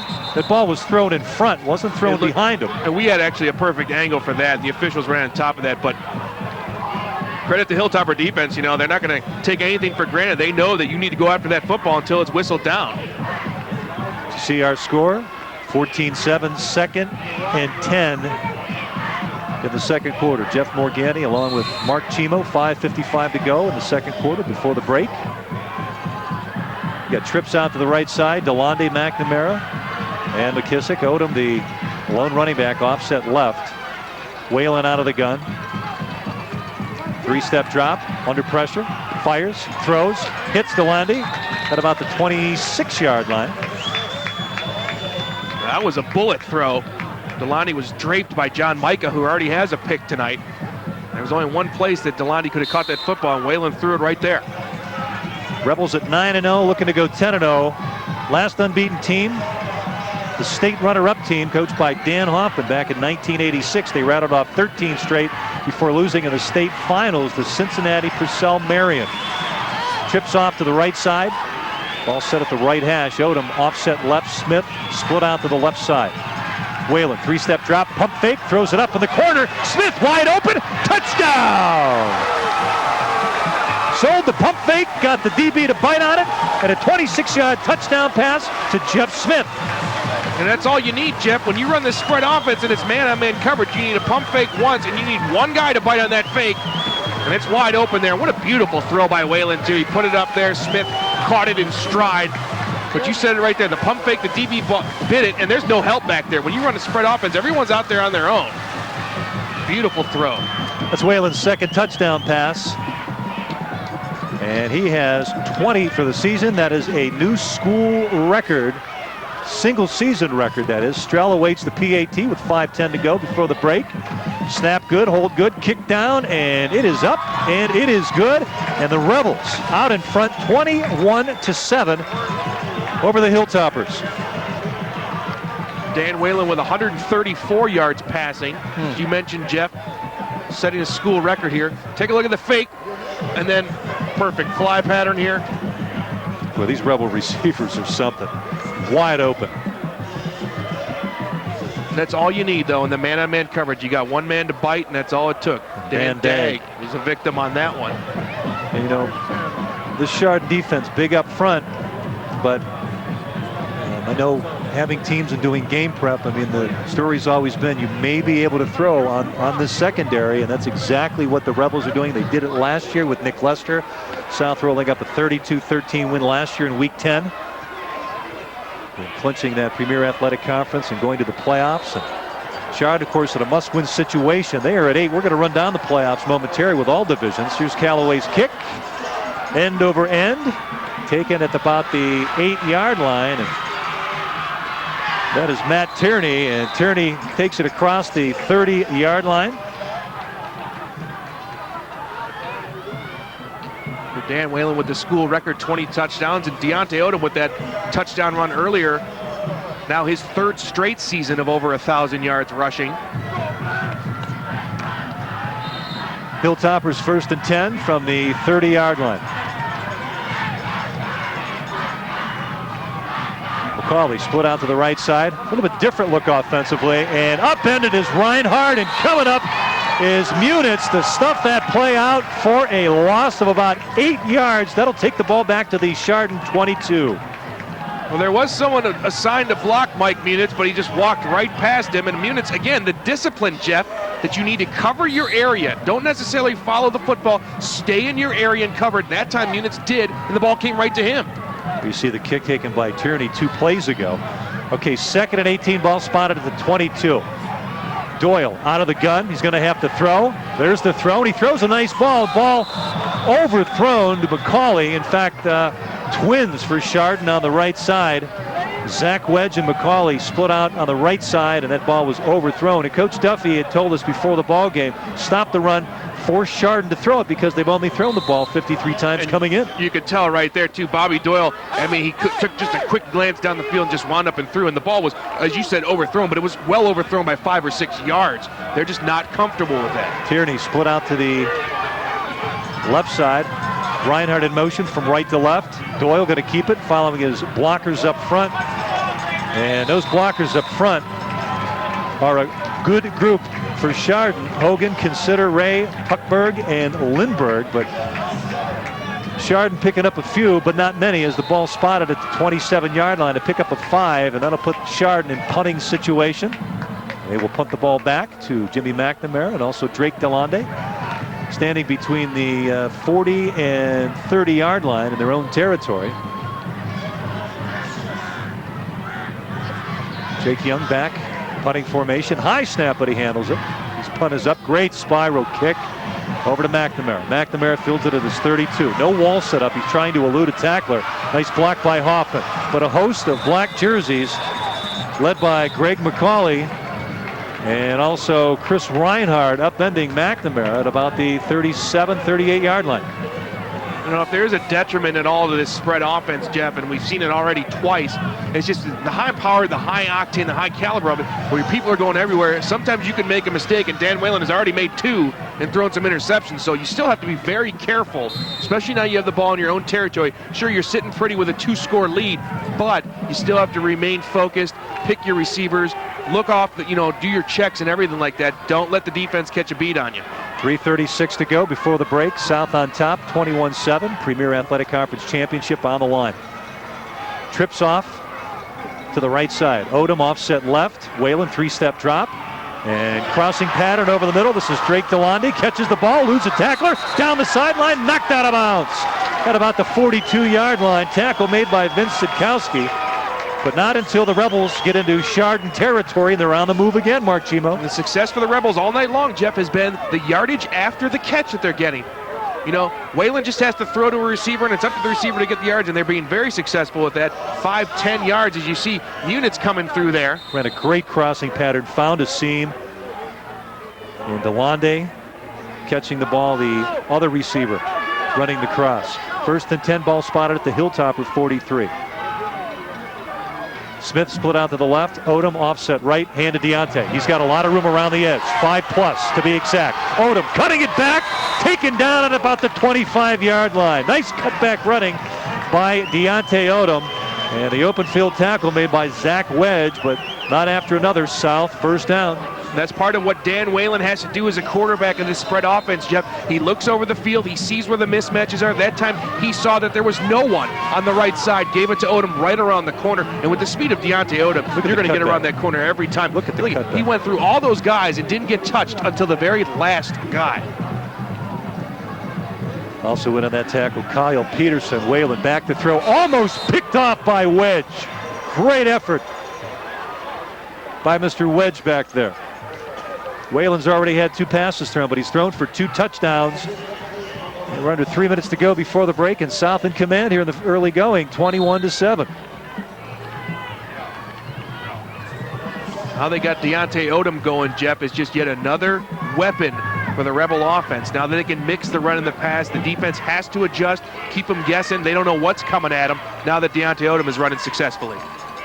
McKissick and Odom in the backfield. Fake handoff. Odom catches the ball as it's fumbled in the air, picks it up alertly, and takes the ball inside the 25, maybe down to about the 24, maybe 23-yard line. Nice alertness, but Jeff, that's just a matter of fundamentals because you've been calling a couple of high snaps to Whalen all night long, and it's just a matter of getting them there because they were ready to run that play, and it looked like it was going to be the same one that Deontay scored a touchdown on with the fake to the one back and then give it to Odom. But that time the high snap screwed up the whole thing. Pickup of 2, 3rd and 8, ball spotted at the 24. Trips off to the left, Whalen. 3-step drop, fires over to McNamara. Sliding catch, incomplete, says one of our side judges. So that'll be a 4th down situation. Now the Rebels have 2 stellar place kickers. And it all depends on where the ball is going to be spotted, but Kevin Strell is almost automatic inside the 25-yard line. And if they want to go with a little distance, we'll go with Steve Calloway, but be 4th and 8 ball at the 24. South will go for it. Trips off to the left side. McNamara split out right. Whalen out of the gun. Odom offset right. Whalen calling the play at the line of scrimmage. Chardon adjusting, showing blitz. There's the stunt. Whalen throws. Ball batted alertly. Great defense over on that sideline and batted away by John Micah, one of the defensive backs, and turnover on downs. And those defensive backs are the ones that are going to be the MVPs if Chardon should pull out this game tonight, Jeff, because they're going to be doing a lot of work, and we've seen it already. Micah, a nice read on that. Gave the receiver a little bit of a cushion, wait for the ball was thrown, and he broke towards the football. Not towards the receiver, you break to the football, and he was able to dive in front and block it. Chardon 1st and 10 at their own 24-yard line. Bobby Doyle under center. Having to quarterback since week 7. And what do we have? Delay a game? False start. Operating back in your own territory, you don't certainly want to go backwards, but that'll be fine for the Rebels. 2:18 to go, 21-7 South over Chardon. And speaking of time on the clock, Jeff, you know, you're a run-oriented offense. You got a long way to go here and not much time to go in the half. So you got to get moving. You got to get moving right now if you're the Hilltoppers. 1st and 15, ball spotted at the 19-yard line. Doyle will give to Wedge. Wedge takes it across the 20-yard line to about the 21. Approaching the 2-minute mark. Once again, we want to remind you, Comcast and Scholastic Sports will bring you high school playoff football next Friday, November 4th. We'll be bringing you the state football playoffs from Harry E. Winter Stadium. Division II Region 5 regional quarterfinal game. Willoughby South don't know as of yet as this telecast time on Friday, October 28th, who they play. Bobby Doyle, 7 rushes, 16 yards. He's well off that 327 he had last week, Mark. 2nd and 12. Loss of 2 on that last play. A lot of movement. Hand off to the first back through, and this is Reinhardt. So Bobby Doyle, we know what he can do in the open field. In fact, Jim DePofite told us in an earlier broadcast his innate ability to cut in the open field, but we haven't seen that tonight, Mark Chimo, as the Rebels call a timeout. you know what, Jeff? South has not really given him a chance to do anything. It's the surge of the defensive line, and both teams we talked about the surge of the defensive lines. They're getting into the backfield and messing up with Dan Whalen, forcing him to throw the football a little bit earlier than he wanted to, which resulted in a couple of picks. But on the other side of the football, South also getting into that backfield and messing around, cutting off those lanes that these runners usually run through. They are dictating the pace of this game right now. We see Jim Mormino, the defensive coordinator, on the field, giving last-minute instructions to his defense out there. Well, it's going to be interesting to see now here with a 3rd and long situation, Jeff, what Chardon does. You got a minute and a half to go, minute 33 to go. It's a 3rd and long situation. Is this 2-down territory for the Hilltoppers, or do you have to get it all right here? 3rd and 9 from the 25. Doyle on the option. Misses one tackle in the backfield. Eluded him, and he's brought down in the open field. That's very close to a 1st down. And the Rebels will take a timeout. They want the football back for another score, Jeff. Tommy Foster dragged him down, but Jeff Missley missed him in the backfield, could have dropped him for a loss, and the Rebels are going to burn another timeout because they want the ball in great field position. See the Rebel cheerleaders. And it's decision time for the Hilltoppers too here, Jeff, because right now it's 4th and short. Looks like maybe about a yard and a half. You give the ball back to this spread offense, they are so explosive they can score with just one play. So the Hilltoppers, you might want to take a shot and go for it, you know? Why not? 4th and 9 situation, 1:20 to go. Another thing I don't know if the coaches have seen, but when it comes down to the nitty-gritty and you got a third down situation where you need a first or you need something like that, Bobby Doyle calls his own number every time. I've seen some of the defenders key in on Doyle. Take a look here. If they decide to do something here and go for it, it might be Bobby Doyle again. All right, it'll be 4th and 1. Ball spotted at the 32-yard line. And don't be surprised if we see a short snap, possibly. Well, punt situation. Then we see number 11 coming up, Vince Sitkowski. And let's see if he tries to draw Willoughby South off with a long count. They may take the delay of game penalty. Looking to get the 1st down with South looking to drop. And very disciplined defense by this South team. South did not move, disciplined to move on movement. And they'll take the delay of game, and Jim DePofi and Chardon trying to draw South off sides, and South did not move. Very disciplined defense by the Rebels, and now Chardon will have to punt the football. So it'll be a 4th and 6. And dropping back will be Jim McNamara and Drake Delonde. Back to punt. Once again will be Jake Young. Mark Chimo momentarily will be down on the sideline, hopefully with Coach Matt Duffy. Young's kick taken by Delonde. Delonde fields it at the 39 and scoots up to about the 43, maybe the 44-yard line. Minute 10 to go. South with 2 second-quarter touchdowns to break a 7-7 first-quarter tie. And we go back and recap the game thus far. South got on the board first with a 17-yard touchdown pass. Dan Whalen to Jimmy McNamara. It was Whalen's 19th touchdown of the season. That was his record breaker for most touchdowns in one season. Then he threw an interception to John Micah, who returned it, 80-plus yards for a score. And then Deontay Odom and Jeff Smith with touchdowns in the second quarter. 1:10 to go. Trips off to the right side. 1st and 10. Ball spotted at the 44. Whalen, no one to throw to. He's going to run it. Open field blocked by Odom. Whalen free down inside the 35. Knocked out of bounds at the 32-yard line. Nice open field blocking by the Rebels, especially Deontay Odom to free Whalen up. 1 minute to go. Rebels trying to score again. And what? We have a flag. Penalty marker down. It's going to come back. You see Deontay Odom with a great open field stock block, but I wonder if his block was a block in the back that's calling that block or calling that flag.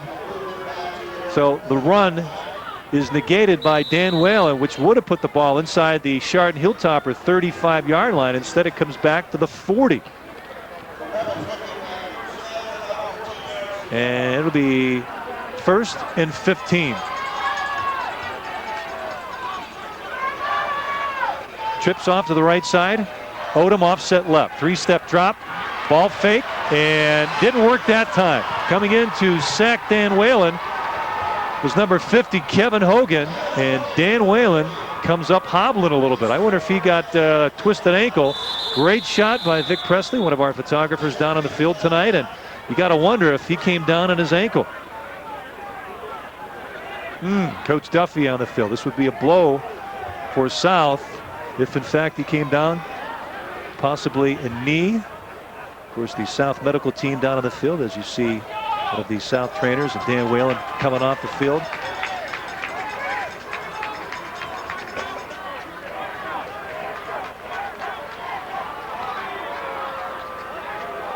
Mike Johans is coming on the field, and we'll see if he is the one taking snaps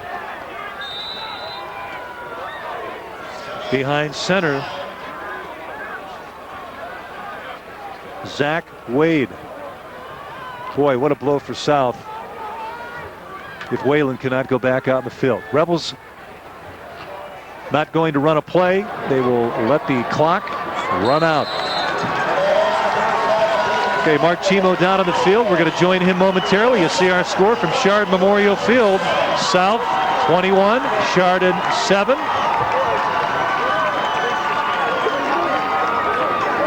Two second quarter touchdowns have broken a 7-7 first quarter tie.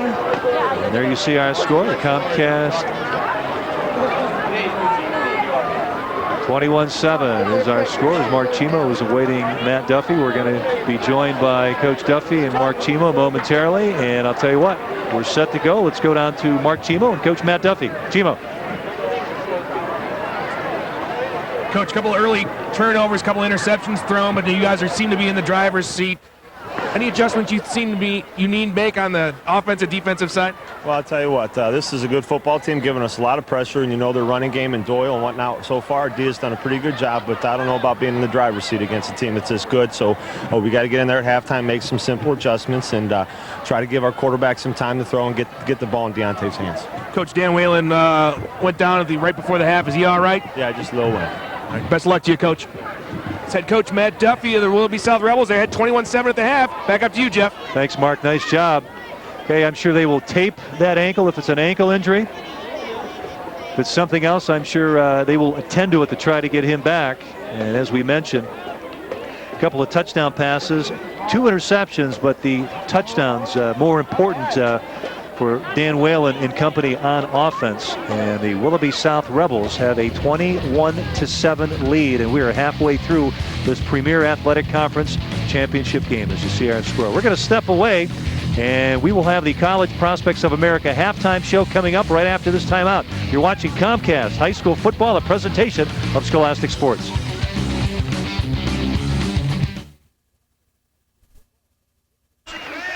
Welcome back to Chardon Memorial Field. We are at halftime and College Prospects of America halftime show, and we'll give you the halftime stats momentarily, but let's tell you that there are many college coaches who can offer you the best educational, athletic, and financial aid opportunities, but they don't know who and where you are. That's where College Prospects of America and Gary Kadow can help you. Gary will create an academic and athletic profile for your son or daughter and mail it directly to those college coaches across the country so you get that exposure. Now, CPOA provides internet marketing, video enhancement services, direct fax service, and financial aid counseling. Give Gary a call at 350-1937 or visit his website at www.cpoacleveland.net. Okay, Willoughby South on top of this ball game, 21-7. Let's show you the first half numbers, and they favor South, both rushing and passing. South was 70 yards rushing. Deontay Odom, 9 carries for 64 yards and a touchdown. Bobby Doyle, 8 touches, 23 of the 46 yards. That is way unlike Chardon football. Passing favoring the South Rebels as well. Dan Whalen, 12 of 20, 158 yards, 2 touchdowns. He has 2 picks. One of those was costly because one of them was run back 80-plus yards by John Micah for a score, but Whalen will take the 2 TDs any day. Jeff Smith, 3 catches for him, 67 yards and a touchdown. Drake Delonde, 4 receptions and 51 yards. Bobby Doyle passing 1 of 2, -5 yards. We told you before, Chardon does not like to throw it. They like to run it, but you have to have a lead and run it. First downs favor the Rebels, 8-2. Turnovers, 2-1. South with one more than Chardon, and penalties in this ball game. Chardon with 4 penalties and 35 yards, and South with 2 for 13. All righty. I'd like to tell you that Scholastic Sports and Comcast are giving you more high school football. Join us every Monday night from the Avenue Grill as we talk high school football with area coaches and players. We tape our show from 7:30 to 8. Hey, join us this Monday on Halloween night, October 31, for a special playoff preview show. John Telich from Fox 8 News will join me, as well as several area coaches whose teams have qualified to make the playoffs. That's Comcast High School Football Monday night at the Avenue Grill, presented by Scholastic Sports. Let's also tell you, as both teams get ready, Mark Chimo, to come out onto the field, our game times for South and Chardon on Comcast Channel 22 will be Saturday at noon and 8 o'clock. And then tomorrow night, we will bring you the doubleheader. Join us Saturday night as the 4th-ranked team in the state Division III poll. The Lake Catholic Cougars take on their arch rival, Notre Dame Cathedral Latin. Last season, the Cougars ruined the Lions' perfect season with a Week 10 win. We were out at that ball game. That was a Comcast game of the week last year as well. And Lake Catholic won that, Mark, 26-20 over NDCL. But NDCL has won 3 straight games. But boy, what a potent offensive attack and aggressive defense for Lake Catholic. But you know what, any arch rival game, anything can happen regardless of what the records are or anything, Jeff. And Lake Catholic dropped a game to Padua, which was a bit of an upset a couple weeks ago. So they're not as invincible as everyone thought they were, but they're definitely heading into the playoffs on a high note after winning last week and coming into this one. So it's going to be a great game. Those two teams hook up, anything can happen. Third quarter about to get underway. Both teams out on the field stretching. Fantastic halftime show put on by both bands. A little bit of a Halloween theme, and you and I were discussing if Mark Schwab was back in the band, his high school days, what he would have dressed up as, and I say someone from the Village People. I can see Schwab in that leather. Yeah. All right, let's tell you tonight's third quarter, when we get it kicked off, is brought to you by Mick's Irish Pub and Grill, home of the Irish Toast. It's Willoughby's most popular destination for weeknight fun and conversation, with 20-cent wing nights every Tuesday and Thursday. I'd go for that, Mark. And live music on the weekends. Mick's is family-owned and has daily food specials and the best burgers in town, as well as a great selection of Irish beer and Smithwick's. Mick's has 14 TVs, including three big screens. For football lovers who want the NFL ticket, Mick's also has a party room for you to book your holiday parties, so get on the phone with them at 946-2400 and book your holiday parties. It's already your home before and after all South Rebel sporting events. That's Mick's Irish Pub.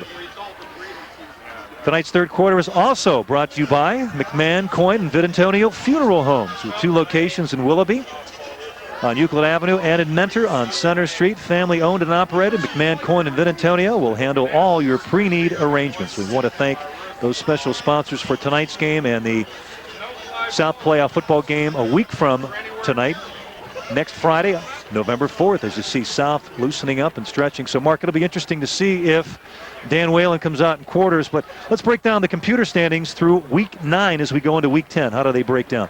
Well, Division I, Region 1, St. Ed's at number 1, Solon number 2, Glenville, who we saw in Week 1, number 3, Brush 4, North Olmsted 5, Euclid at number 6. They're playing Mentor, so either one of those teams might get in. Ignatius at 7. They're going to need a little bit of help to hold on to that spot. Number 8, surprising, Cleveland JFK, Jeff. So 2 Cleveland schools we could see in the postseason. The Division II, Region 5, Talmadge leading the pack, Maple Heights.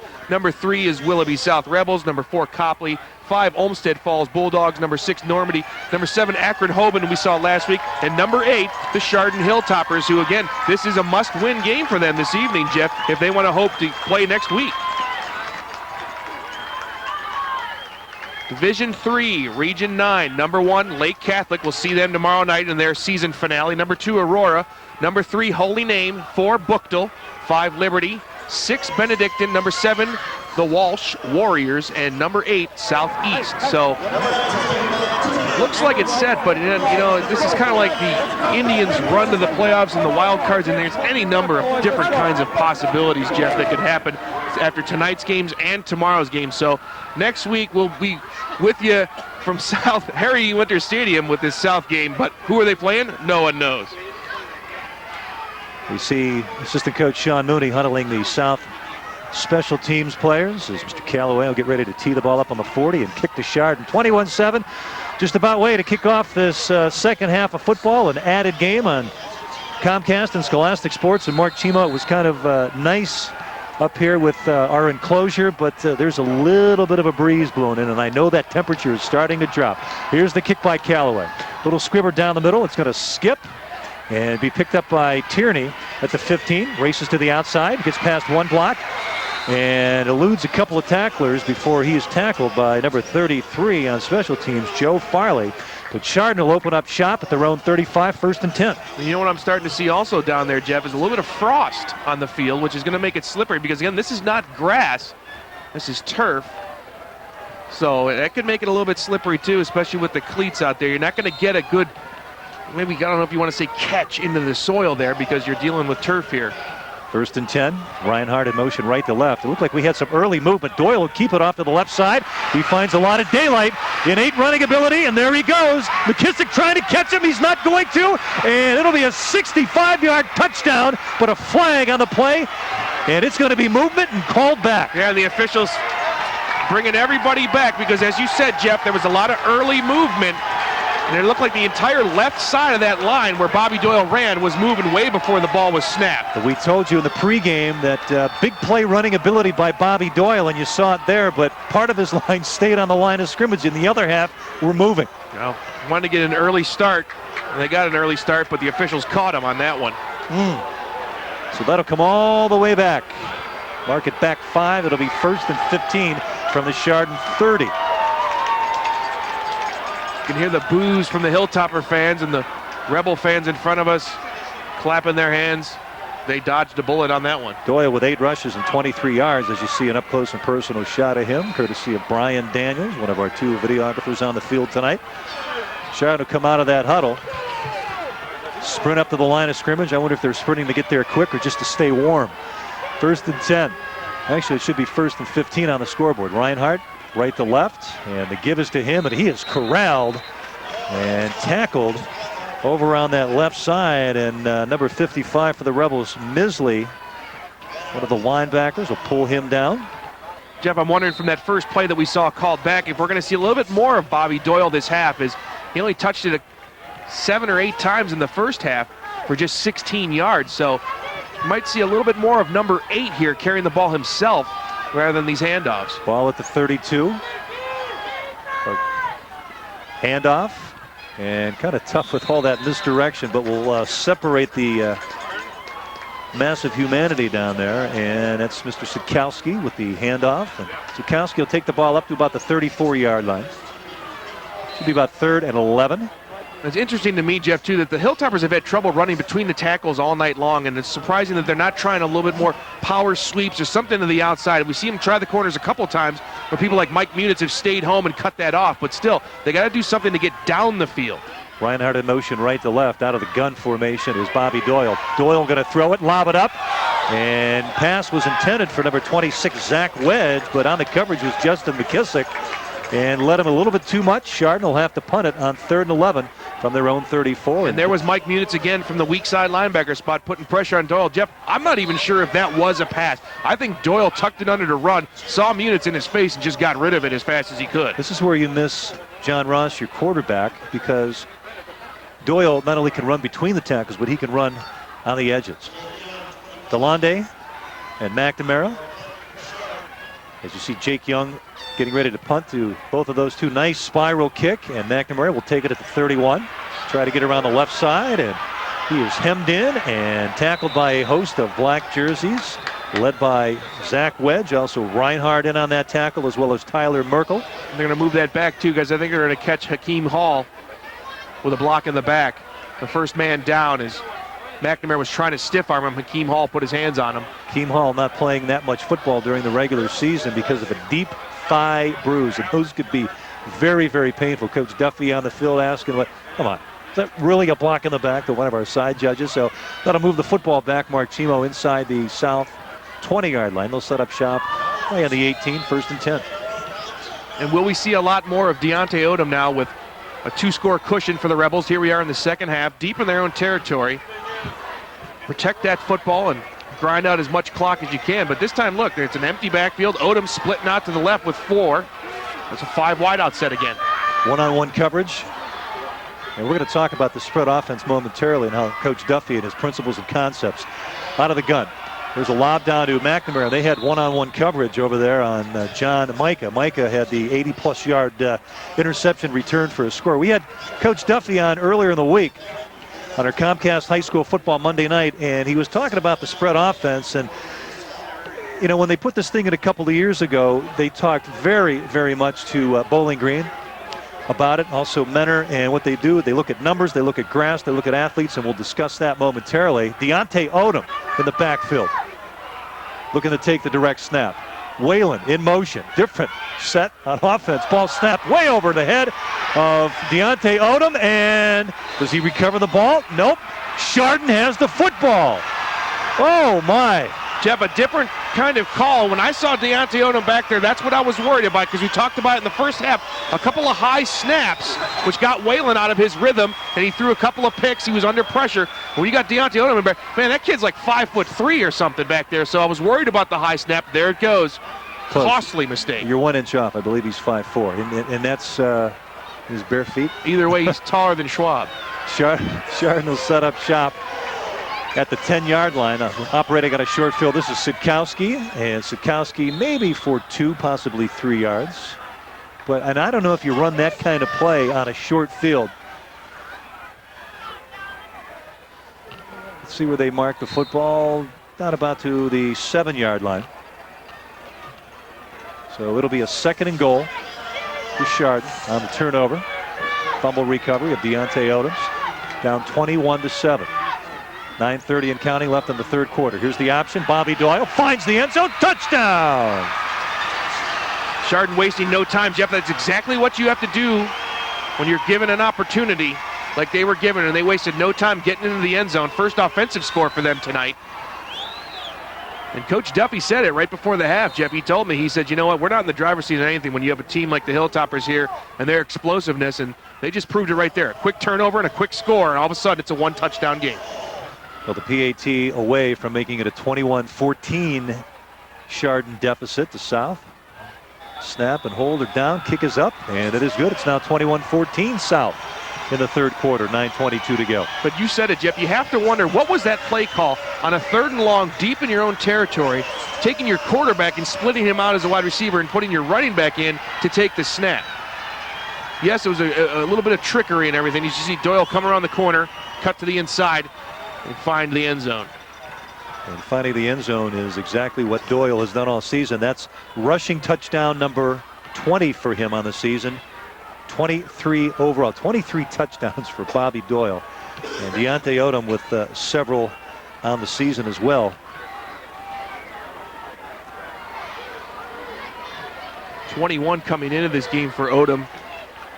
Count that 1 in the first half. 22 for him. So those two racking up the points. You know something? You're a special teams big play away from Chardon coming back in this ball game and tying it. 21-14, 9:22 to go. Jeff Morgani along with Mark Chimo. Another reminder, you're able to watch this ball game on Saturday at noon and 8 o'clock. And then, of course, we'll bring you the 2nd game of our doubleheader Saturday night. Notre Dame Cathedral Latin and Lake Catholic.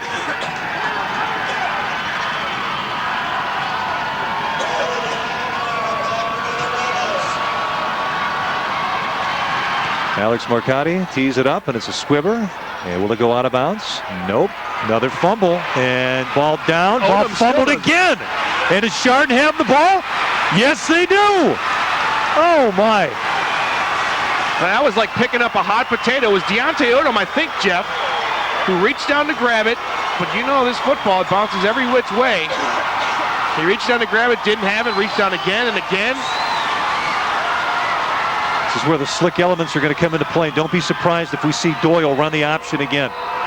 Oh, my. I just got done saying a special teams big play away. Tierney split out to the left side.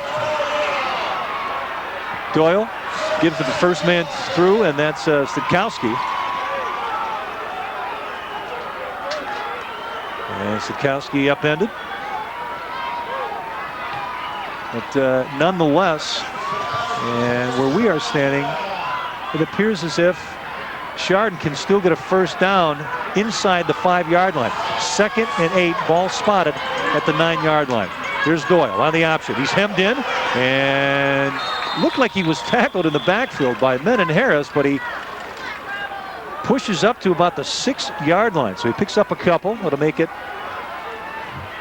3rd and 6. Well, right now, Jeff, if you look at the numbers, you would think that South would be in charge of this ball game, but there's one number that jumps out at you, and that's 4 turnovers by the Rebels. And this 4th turnover right now is giving Chardon the opportunity to tie this ball game. Tierney split out to the right. Sitkowski and Zach Wedge. Counter. Wedge back, turns it up inside, down inside the 5-yard line, maybe close to a first down. And if it's a first down, South will have Chardon will have 4 chances to push it across the goal line. Jeff, it looks like it's going to be about 4th and 1, 4th and 1.5. Because I think the ball is at about the 4. I think the first down marker is at around the 2. Looks like Chardon is going to take a timeout. Coach Jim Mormino, the defensive coordinator for South. Jeff, if I'm South defensively, I'm going to key on Bobby Doyle. When they need a big play, they go to their playmaker, and Bobby Doyle's been the guy who's holding on to the football when they need a first down or when they needed that touchdown. So keep an eye on Bobby Doyle as if Chardon decides to go for it here. Again, now, on the other side of the coin, there's plenty of time here. 7:56 to go in the 3rd quarter. You could cut this lead to just 4 with a field goal here. You know, I don't think there's any question. They may run an identical play that they scored the last 7-yard touchdown on, and that's that option with Bobby Doyle. He'll fake to the first man through, maybe fake to someone going in motion, right to left or left to right, then fake to the first back through, and then he may keep it going around the that's where you get your yards is off the fakes, because every time you run a play fake, Jeff, you draw another tackler away from the football. So I wouldn't be surprised to see a fake on the wing tee and then a fake to the first man through. And as you said, Jeff, have Bobby Doyle run that football. 7:56 to go. Chardon looking to pull to within 1. And we got movement. And South, what South did, they came to the line of scrimmage. They showed one look, they jumped back. Chardon was eager to hit them, knock them on their butts, and that's going to move Chardon back on the illegal procedure 5 yards. What a phenomenal call by the South coaching staff defensively, Jeff. You said it right there. South came out with one look, knew that this was a big play. Chardon had to make something happen here. So the Rebel defense showed one look, moved around, got the movement, and now they forced the field goal attempt. Alex Marcotti will try a field goal of 25 yards. And don't be surprised about gadgetry here. Marcotti, snap, hold, kick is up, and it is good. 25-yard field goal by Alex Marcotti makes the score 21-17. But you know what? That one move by the South defense on that 4th down play could be the difference in this game, Jeff. We'll have to see. But again, a nice bit of psychological warfare there. The Rebel defense moving around all game, and they were able to draw Chardon offsides. So the procedure call results in a field goal instead of a possible touchdown. Offensively, though, it's going to be up to Dan Whalen to get this team running again. 4 turnovers is so far this game.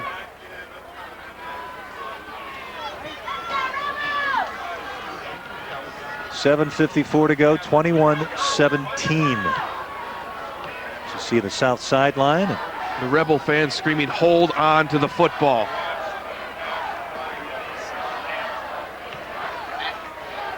And they flip-flop the receivers there, Jeff.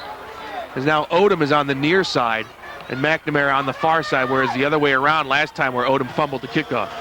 They're still going to try to, I'm going to call it a pooch squeeze, and try to let that football skip and let the elements in the natural or the artificial turf mess around with that football, similar to what it did. You can see a close-up shot there from sideline camera. Deontay Odom and Jim McNamara. Here's the kick, and got to play it on the first grab. McNamara, return set up on the left side. McNamara finds a seam across the 40. Cut back, tackled down at the 30-yard line.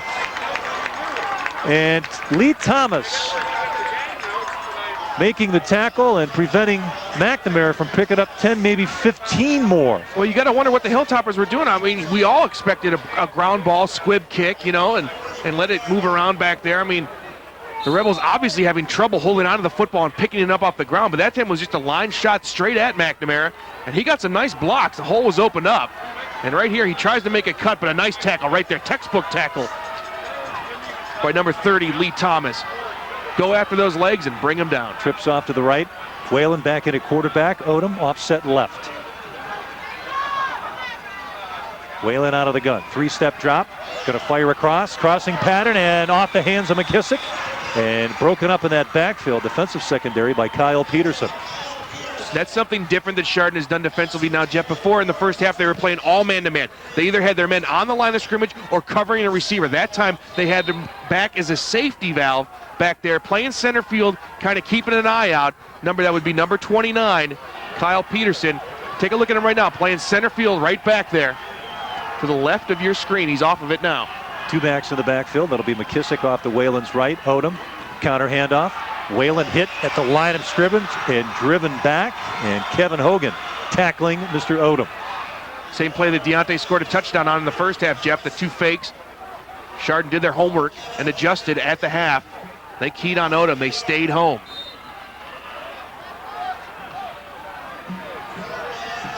Third and 11 for the Rebels.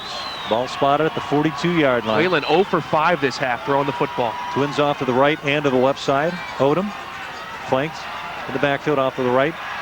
4-step drop for Whalen, and he undershoots his receiver, Jimmy McNamara, who ran a little curl inside the 44-yard line, and that ball was underthrown to McNamara. You know, in these 3rd and long situations, it's interesting to look at Chardon's defensive scheme. I don't know how Dan Whalen's finding open receivers on these 3rd and longs, because Chardon's rushing 3 guys, and there's 8 of them 5 yards and more off of the line of scrimmage back in that pass coverage. Well, if they drop back, you would have to think if Whalen is able to run the football, he's going to pick up maybe 7 or 8 yards and have a better opportunity to move the chains and get first downs. Whalen standing back at his own 30-yard line. He'll punt it away. See a close-up shot there at Tyler Merkel. He's 1 of 2 guys back, and punt down to Merkel. He'll field it at his own 20. Merkel up the right side, and he is knocked out of bounds at the 29-yard line. Jeff, you talked about Dan Whalen running the football, something we haven't seen since way back in the first quarter. That might be an option that the offensive coaches of the Rebels want to explore, because, as you said, when Chardon's dropping back those defensive backs in these 3rd and long situations, there's plenty of room for Dan Whalen to run the football, and he is an effective runner. This is where you got to be very leery of Bobby Doyle in options, especially running wide side of the field. Here's a different look. 3 in the backfield for Chardon. McCauley split out to the left side.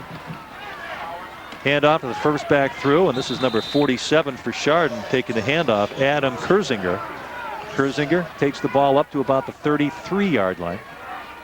And halftime adjustments again, Jeff, as you mentioned, Chardon a different look, both defensively and now offensively, with 3 running backs in there. That just increases the number of people who can get the football, and it makes Bobby Doyle that much more dangerous. Well, you can disguise, your defensive look against this, but you can also disguise your offensive look. Here's a similar situation. Wide receivers split out to the left and the right. 3 backs in the backfield. Doyle on the option. He's going to keep it. He's around the edge. Cuts back. We talked about that running ability. No one going to catch him. 30, 20, 10. And touchdown, Bobby Doyle. It's just what we said, Jeff. 3 running backs back there. The defense had no idea who to key on. Bobby Doyle faked it 2 of them and then followed them around the corner, and it was a foot race. His natural athleticism took it. And I like, Jeff, for the little kids out there, how he switched hands at the end, switched the football to the outside hand because there was a tackler coming in from the right hand. He switched it away from the tackler to protect the football. Doyle with a 67-yard option touchdown. And a point away from making it a 3-point Chardon advantage.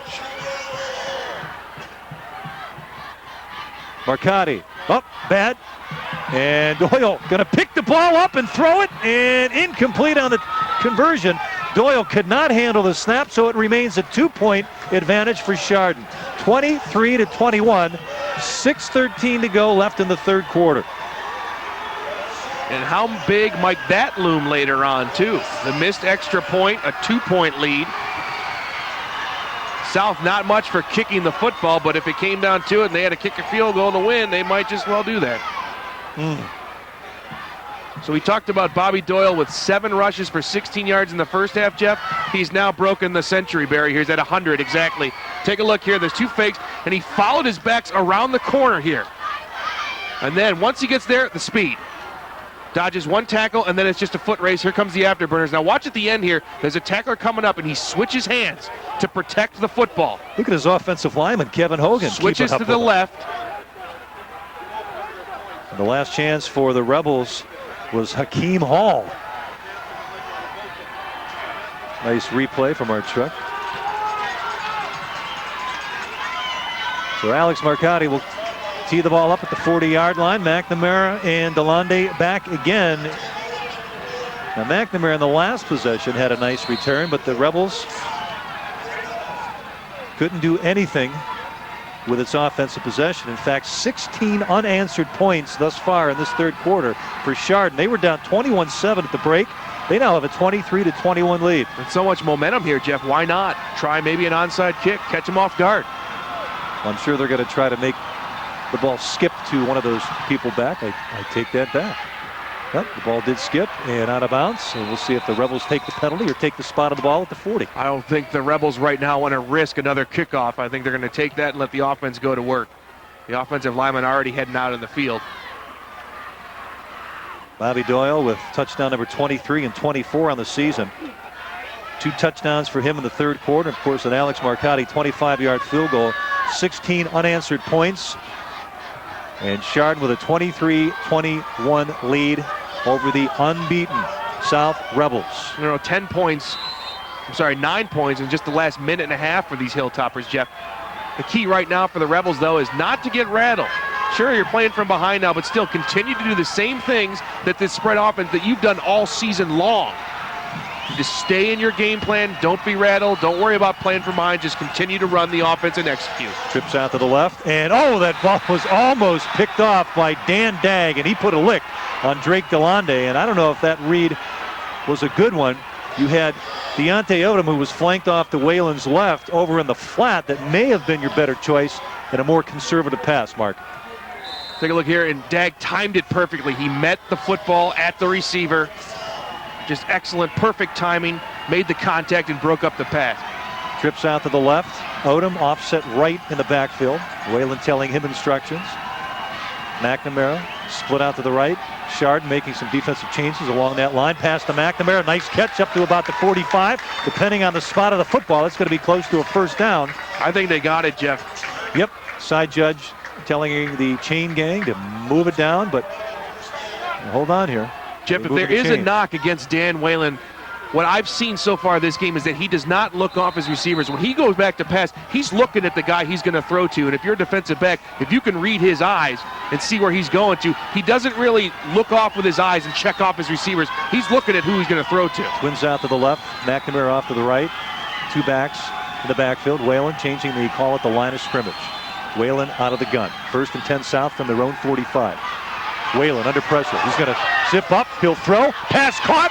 Jeff Smith inside the 40-yard line to about the 37-yard line. Good read that time by Dan Whalen. And I say it every week, too. Jeff Smith did exactly what a receiver is supposed to do, Jeff. You see your quarterback in trouble, come back to the football. That's what Jeff Smith did. He turned around after he ran his pattern, saw Whalen scrambling. Smith came back about 5 yards. And that enabled him to get open, and Whalen threw a strike right to number 7. Nice shot by one of our videographers on the field, Brian Daniels. And great replay in the truck there. Thank you, guys. 2 running backs in the backfield. Here's Deontay Odom around the edge, inside the 30. Head and shoulder fake. Takes the ball down inside the 20, inside close to the 15-yard line. Deontay Odom with a pickup of 23 yards on that carry. That'll be 1st and 10 south inside Chardon territory. And now the Rebels are threatening. This spread offense is just all about big plays, big plays. They move the ball so fast and so quickly in huge chunks down the field. Twins out to the right. Smith split left. 2 people in the backfield again. This is Odom again. Odom going to find the end zone. In for the touchdown. Oh, and he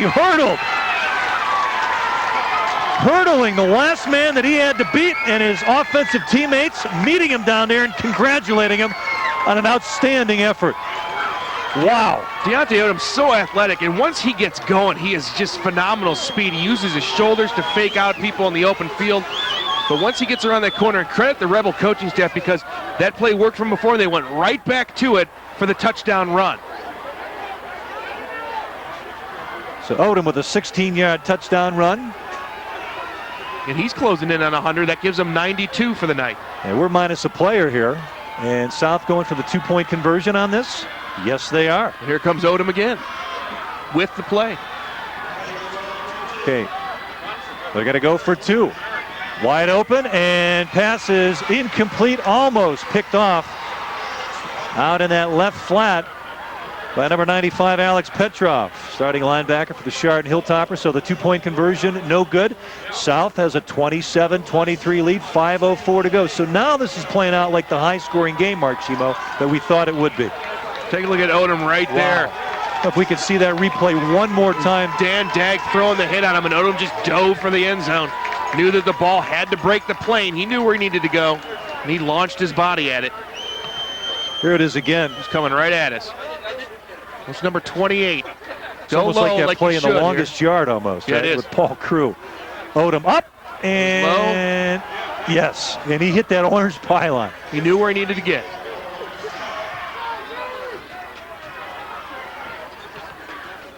So the Rebels with 5:04 to go in the third quarter with a 27-23 lead. And teeing the ball up for the Rebels, number 14, Steve Calloway. And he will kick to 3 Chardon Hilltoppers. Tyler McCauley in the middle. And the ball will go to number 29, and this is Kyle Peterson. And Peterson upended right around the 30-yard line.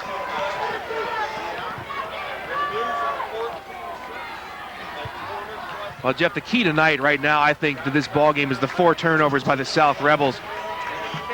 It's a 27-23 ball game, and just now has Chardon's offense gotten going. It was the turnovers that had kept him in the game earlier, and turnovers that got him back into it. High-scoring affair. 1st and 10 Chardon, ball at the 28, and give to the first back through. And first back through is Vince Sitkowski on the carry. Ball marked at about the 33-yard line. Pickup of about 5.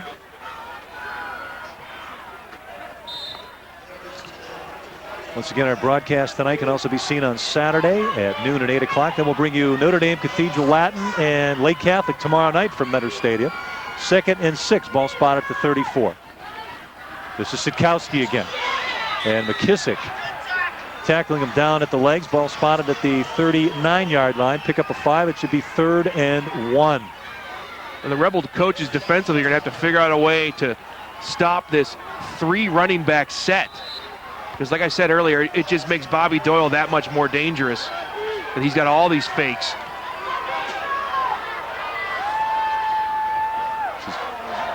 In motion, and inside handoff to Reinhardt on a counter coming back the other way. And Reinhardt gets the ball up about to the 46-yard line.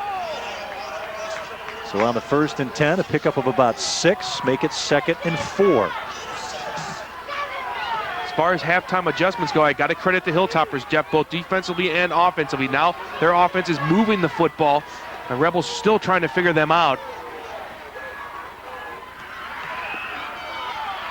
Just to give to number 47, Andy Kurzinger. And Kurzinger tackled by number 51 for the Rebels, Matt Hoffman. And Hoffman's made a few tackles on the season, so to speak. The record-setting linebacker with 170 coming into tonight's game. That's 2 better than the previous record holder, Bobby Miller. Rebels have had some good linebackers over the year. What we have yet to see this half, Jeff, is the Rebels win the battle of the line of scrimmage defensively here. So Coach Duffy on the sideline, 3rd and 1. And there it is. And Rebels going to stuff that out. Will the referees give them forward progress? We'll see on the spot of the ball. And they're going to mark that ball. One of the side officials has the ball spotted at about the 39. Look at him move that forward. And the South fans where we're broadcasting don't like the spot of that football. Jeff, and it's almost that's a generous spot, Mark. It's almost right in front of me, and where they had it sitting before, it did not make it. And then he picked that up. The umpire picked that up and moved it forward. The Rebel fans are up in arms, and they're going to measure this. It's very, very close. They don't have it. They do not have it. Wow, even with the generous spot. Now, brings up a precarious situation for Jim DePofi and staff, as you see the Willoughby South student faithful. You go long cadence count here to try to draw him off, or Do you show punt, come up, get in running situation, or is it Bobby Doyle on the option? I think it's Bobby Doyle. I don't think you show punt. I don't think you try to draw anybody off sides. I think you go with that 3 running back set, throw all those fakes in there, and just give it to Bobby Doyle. Now this is Joey Case splitting out wide to the right. QB Wing back for empty backfield. Reinhardt coming from left to right. Doyle up the gut, and he's got the first down, and then some. Doyle gets the ball into Rebel territory to about the 47. You know, Chardon's definitely has the momentum this half, outscoring South 16-6, but with all the turnovers and the way the fact that their offense has finally woken up, you can't, on a 4th and 1, don't even think about it. You're going. Keep the momentum going, and that's just what they did. They got themselves a fresh set of 4, and here they go, marching down the field. 1st and 10, Chardon from the 47-yard line of Willoughby South. Hand off to the first back through. No, it's a fake. Bobby Doyle going to take it. Bounces off 1 tackle. Flag thrown. That may come back. We may have a hold. And I think we are going to have a hold on Brian Consider, one of the offensive linemen. And he may have held number 8 for South, Mike Johans. That's where that flag was thrown, and Mr. Johans was on the ground. Mr. Consider was on top of him. Consider the left guard, Jeff, pulling to the outside to try to spring Bobby Doyle. Consider is a big guard, 6'3", 270 pounds worth of guard. So move that back 10 yards. It'll be 1st and 20. And the Rebels need to capitalize here, Jeff. They need to get a couple of stops and force a 3rd and long. This is what a championship football team needs to do. Take advantage of the other team's mistakes. 3 backs, hand off to the first back throw. This is Kurzinger running straight down the middle of the field, inside Rebel territory, down inside the 25, down to about the 22-yard line. And again, you can't say enough about play fakes, Jeff. They've had all those guys in there all night long, each one getting an equal number of carries. South doesn't know who the football is going to go to. That time they caught him off guard by giving it to the first guy through. He was through the line of scrimmage and already in the defensive backfield before the Rebels knew what was going on. But officially a 33-yard pickup for Andy Kurzinger. 3 in the backfield again for Chardon. Doyle under center. There's the hand of Kurzinger again. And he is met by a sea of white jerseys led by Munitz. And also in on the tackle, DeLonde. And also the familiar number 51 for the Rebels, Matt Hoffman. Spot the ball at the 20-yard line. Pickup of 3, 2nd and 7. There's the last run by Mr. Kurzinger. Notice how he is smartly carrying the ball and cradling it in his left arm. Of course, with that cast or splint on the right. 2nd and 8, ball at the 21-yard line. 3-person backfield. This is Sikowski. Nope. Fake the Doyle, and there's a fumble on the play. Loose ball, and the Rebels got it. Whoa! Doyle should have eaten the ball going down on the turf, and he tried to make one last effort in pitching the ball. It looked like an option to me, Jeff, and then it looked like he tucked it under and ran. And I don't know if like you said, Jeff, did he try to pitch it or did he just lose the football because he was carrying it in his outside hand trying to protect it? Yep, South Rebel football. Whoa, what a costly turnover. But as that play developed, it looked like the option, something that we haven't seen out of the Hilltoppers yet tonight. Then it looked like Doyle tucked it under to run because, Jeff, the guy he tried to pitch to didn't even know the ball was on the ground. Coach Duffy applauding the play. That was a big play by the defense, alertly coming up with that. You know, the option, we've seen Doyle keep the ball out of the option. Rather, instead of going down, taking the loss, trying to evade that and pitch it. Costly. So with 1:12 left in the 3rd quarter, South staves off the Chardon drive. 27-23 our score. Get ready for Deontay Odom, I think. Well, we may see the short passing game here. This is Smith, and ball goes between his hands, and may have heard the footsteps of Dan Dagg out on that defensive back position, coming up and making the lick. Bit of a wobbly pass, but you're right, Jeff, because Smith didn't look like he was concentrating on that football. It looked like he was looking to see who was coming up on him.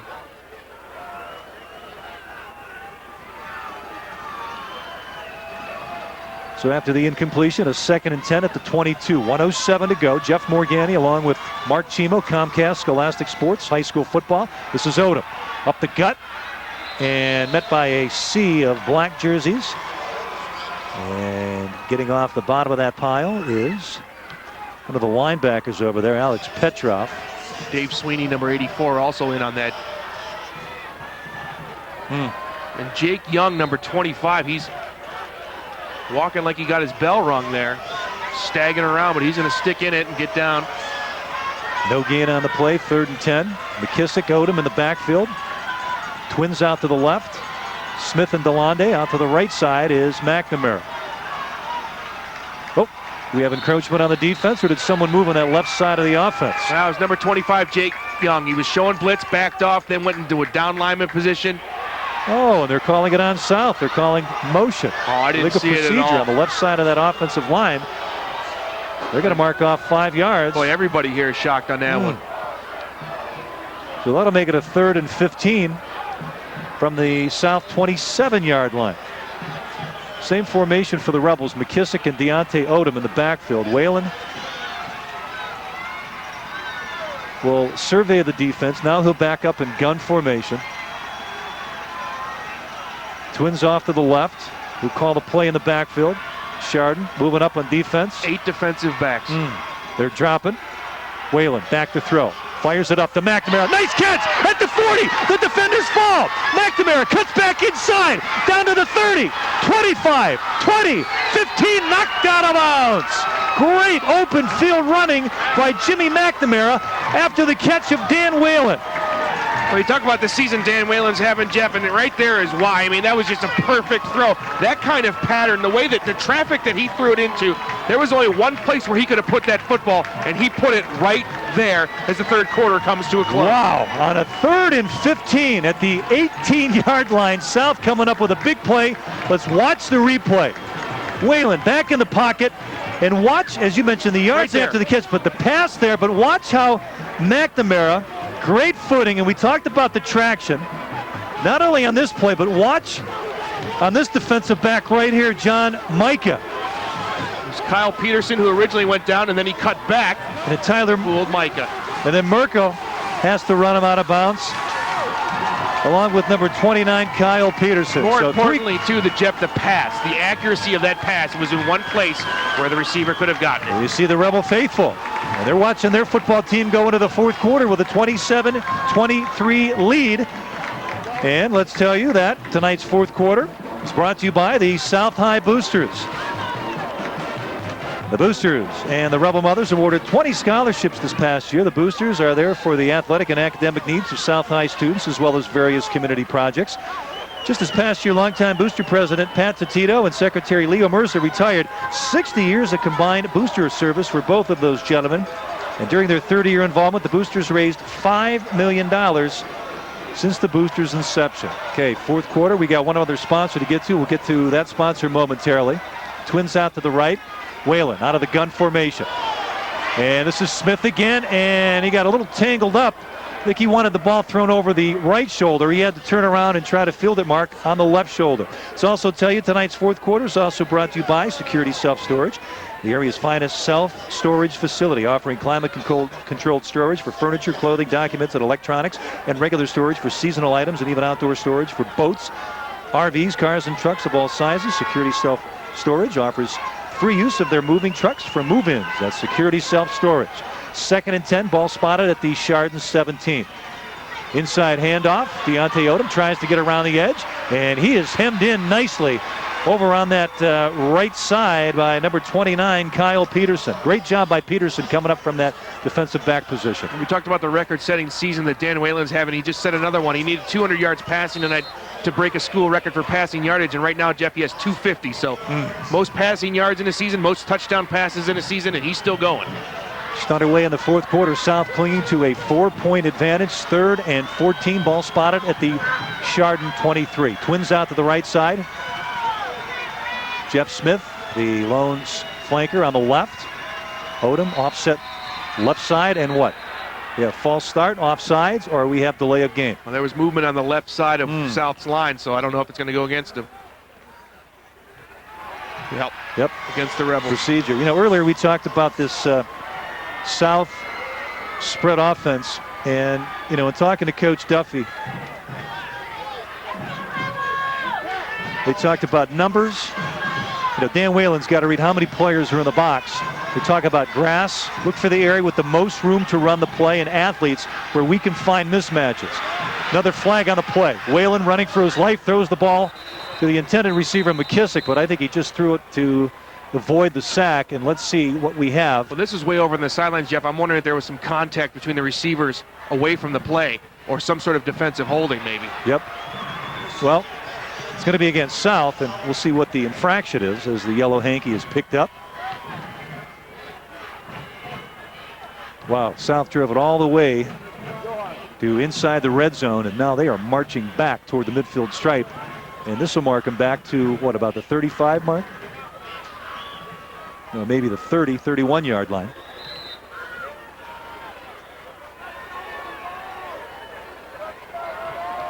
Third and forever now. Yep.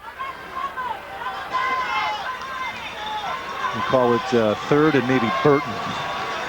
3rd and 24. Ball spotted at the 26-yard line. Trips off to the right side. Here comes the pressure. Oh, jailbreak screen. Justin McKissick, open field. Finds some area off to the left side. Great move. McKissick, touchdown! Nice open field running after the catch. We talked about that in the first half too, Jeff. Something that South got away from and they just went back to, rediscovered, Jeff, was the fact that throwing those short passes and letting your receivers make all the moves and gain all the yardage after the catch.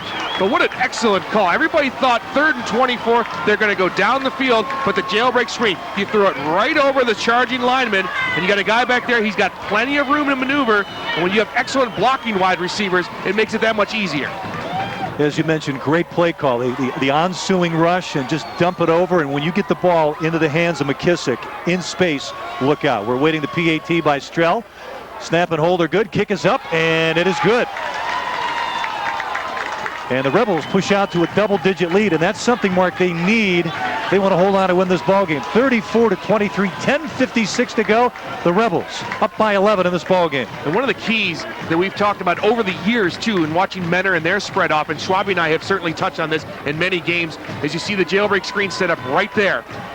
And look at all the room that he has to run the football, but check out, better yet, the downfield blocking. He's got his lineman in front of him, and then the excellent blocking wide receivers, Jeff. And that is what one of the keys to this spread is, with Mentor over the years having the phenomenal blocking wide receivers. McKissick turns the corner there, and then there's a nice cut. Great play. Wow. And that's all it is making people miss. Having phenomenal blocking wide receivers, and if you have receivers who can run well in the open field, that's going to get the spread offense going for you every time. South cheerleaders have something to cheer about. I don't know if they did the push-ups tonight. What do they do? A push-up, I think, for every point that South scores. Probably the strongest of the cheerleaders in the air, I would think, if they do that. Callaway set to tee it off at the 40. 3 back deep. McCauley in the middle. Push-ups next week. Merkel, but this is McCauley at his own 8-yard line. McCauley trying to find a seam. He's up on the left side. He's hemmed in and tackled by number 16, Mark Wilson. Get on the stop for the Rebels. 10:50 to go, 34-23 our score. Jeff Morgani along with Mark Chimo. Comcast Scholastic Sports High School Football, one of 2 games on our doubleheader. We will show you Lake Catholic and NDCL on Saturday, October 29th. And playoff football with the South Rebels at Harry E. Winter Stadium next Friday night. But the Rebels right now, plenty of football to be played, looking to make it 10-0. Bobby Doyle going to keep it up the gut, finds a seam. Stays on his feet and tackled at about the 42-yard line. Pickup of 16. That's simple and straight. No fakes, no nothing. Just Bobby Doyle straight up the gut. He gained 327 yards a couple weeks ago doing it that way. Why not go back to it? 1st and 10, Hilltoppers at their own 42-yard line.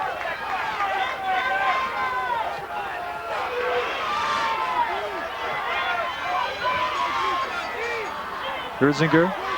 Offset to Doyle's right. Twins off to the left, into the right side. Doyle going to keep it. Looks like the Popeye of Chardon. Chardon's coach is going to put this game into Bobby Doyle's hands and run him. And, hey, you're going to stop him. You're going to stop us. Doyle calling his own number. Gets the ball up to about the 45. A pickup of 3. Make it 2nd and 7. Still 10 minutes to go in this ball game, Jeff, but more importantly, every time Chardon runs that football, the clock continues to tick, and they need at least 2 scores to get back into this game. Cauley split out to the left side. 3 backs in the backfield. Give to the first back through. This is Sikowski. Sikowski up to about the 48-yard line, and you're right. The clock keeps going and going. They could conceivably tie it with a touchdown and a 2-point conversion and then a field goal, but still, you're talking about a 2-score game. So even if they score here, they need that football back. It's just a matter of how long is it going to take them to score if they score here. Zach Wedge lined up in a slot. Reinhardt slot on the other side. Doyle out of the gun, going to keep it. Doyle gets into Rebel territory down to about the south 47-yard line. On that play, the Rebels had 8 men on that line of scrimmage. All 5 of those linebackers had creeped up. We're ready to fill all the holes. It's amazing to me how Bobby Doyle got around that corner and gained some positive yards. And a first down for Chardon. The clock is ticking. We're approaching the 9-minute mark. Ball spotted at the 47 of South. 1st and 10, Chardon. Reinhardt in motion. We got movement. And the big left guard on the right side, number 71, Matt Puckberg, going to be whistled for a quick start. That'll move the ball back 5 yards. So Chardon go back on their half of the 50-yard line. We say it every week, turnovers are killers, but you know what, Jeff? Also penalties are killers, because penalties can just kill momentum. When you're moving the football down the field meticulously here like Chardon is, and all of a sudden you go backwards, penalties are momentum killers. Twins out to the right, twins out to the left. Offset right to Bobby Doyle. Oh, bumble snap, but Doyle retrieves it. Doyle met by a host of white jerseys, and leading the way, Mike Johans. And get on that tackle, and Doyle will get the ball up close to the midfield stripe. But Bobby Doyle just saved a turnover there with just athleticism and awareness. Spot the ball close to the midfield stripe, and Mark Chardon's got to go to the south 37-yard line for a first down. Joey Case split out to the right side. McCauley left, 3 in the backfield. Here's Kersinger up the gut, following his lineman, following those hogs up the gut up to about the 45-yard line. And interesting article on the offensive lineman for Chardon in the News Herald. You know, these guys down in the trenches don't get much pub, and they can care less about it, just as long as they win ball games and open up holes for their running backs. And they've opened up quite a few of those holes this year for Bobby Doyle. Ball spotted at the south 45. 3rd, about 8 to go. Quick snap out of the gun. Bobby Doyle. Doyle cutting back, finds a seam, and he's taken down by the shirt. And making the tackle was Mike Munitz, and if he didn't grab him, look out. Doyle could have escaped that. 7:30 and counting. You know the ball was going to Bobby Doyle. It's a 3rd down, a big play there, and I'm surprised that the Rebels didn't have somebody just keyed on him. And as the officials want the chain gang to mark, they're going to stop the clock. Oh, I think Coach Duffy wants that clock going. Give well, they got another huddle out of it too. Yeah. Oh yeah. Now chain the clock gang goes. was not set. That was the problem. 7:25 and counting. South up 34-23. 1st and 10. Ball spot at the 25. Bobby Doyle again. Flag on the play, and we have a quick start, or do we have a hold? It's thrown after the play. I'm thinking it's a hold, thrown right into the pile there. Hold. Yep. That'll push him back 10 yards. And well, I don't think there's any question Chardon is not going to throw at Marchimo to get back in the game. You may see Kersinger run. I don't think Reinhardt will touch in the ladder going. I think it's going to be up to Bobby Doyle to get his team close and back in this ballgame with a chance to win it, providing if they score, the Chardon defense can hold, as you see Matt Duffy on the sideline. Jim Mormino, the defensive coordinator, in the foreground there. Wide receivers split out both on each side, and Zach Wedge coming in motion. The fake. Doyle going to sprint out to the right side. He's going to throw it. Pass is caught. A one-hand grab. Boy, did he make me eat my words. Tyler Merkel on the grab. Great catch. A one-hander, wow. Too. Merkel, it looked like he was set, Jeff, and from this angle, it looked like he was just showing off by grabbing it with one hand. I mean, it was a bullet throw, by Doyle, but boy, did that catch everyone by surprise. And again, that's what the key is, mixing things up. Keep the defense guessing. Everyone keying on Doyle, and he comes up and throws. 1st and 10 situation, ball spotted at the south 26. Reinhardt left to right, but Doyle's going to keep, and Doyle is tackled as he tried to scoot up the gut there. And in on the tackle for the Rebels is number 66, Easton Lemons. 140 yards for Bobby Doyle. Well, you know he's going to get his yards. It's just a matter of not letting him get 200 plus like 16 in the first half. Means 122 here in the second. 6:15 to go. Rebels with a 34-23 lead. 1st and 10. Ball spotted at the 25.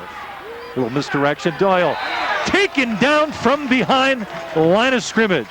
Something we haven't seen since the first half, Jeff, and that's penetration by the defensive line of the Rebels. And Joe Farley ran him down from behind and got one of Coach DePofai's big offensive linemen down on the ground, Kevin Hogan, 6'4", 215-pound senior.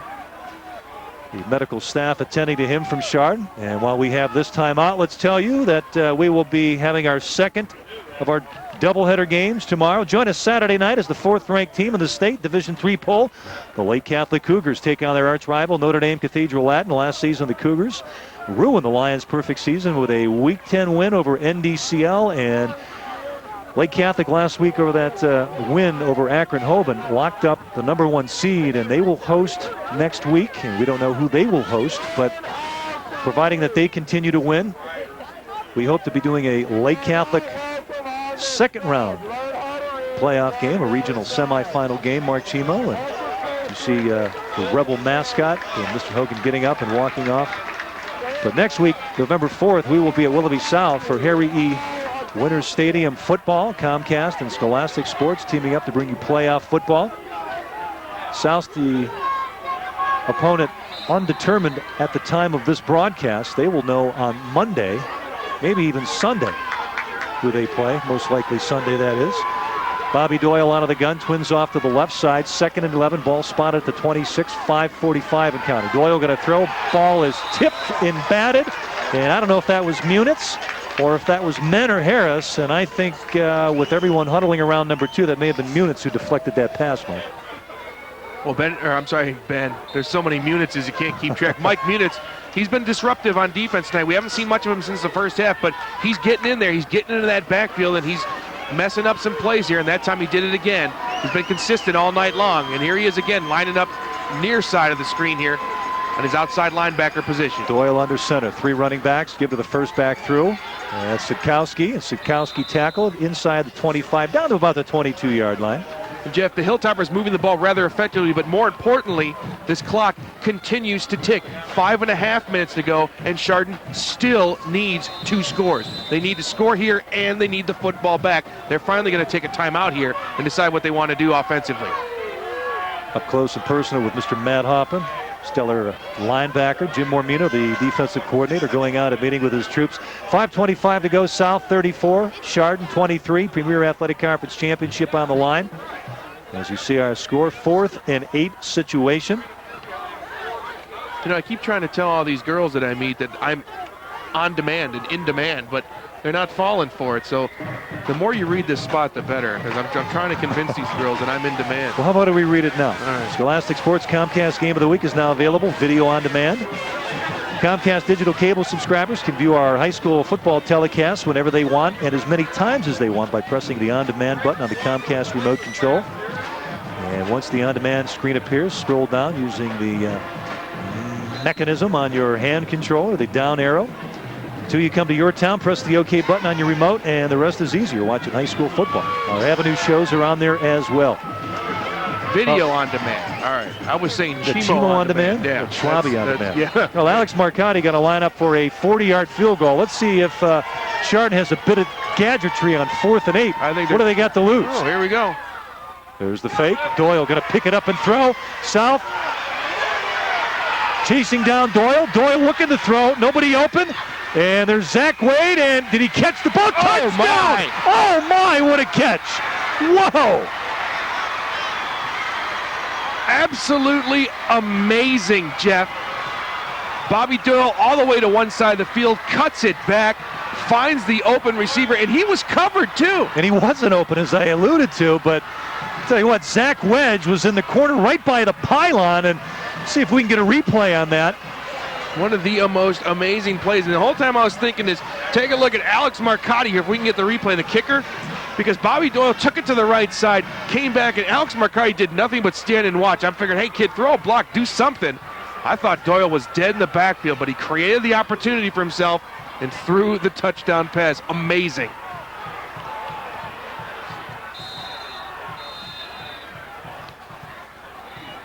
All righty, let's see if we can pick that up. Okay, I think everyone knew it was going to be a fake down 11 points with 5 minutes to go.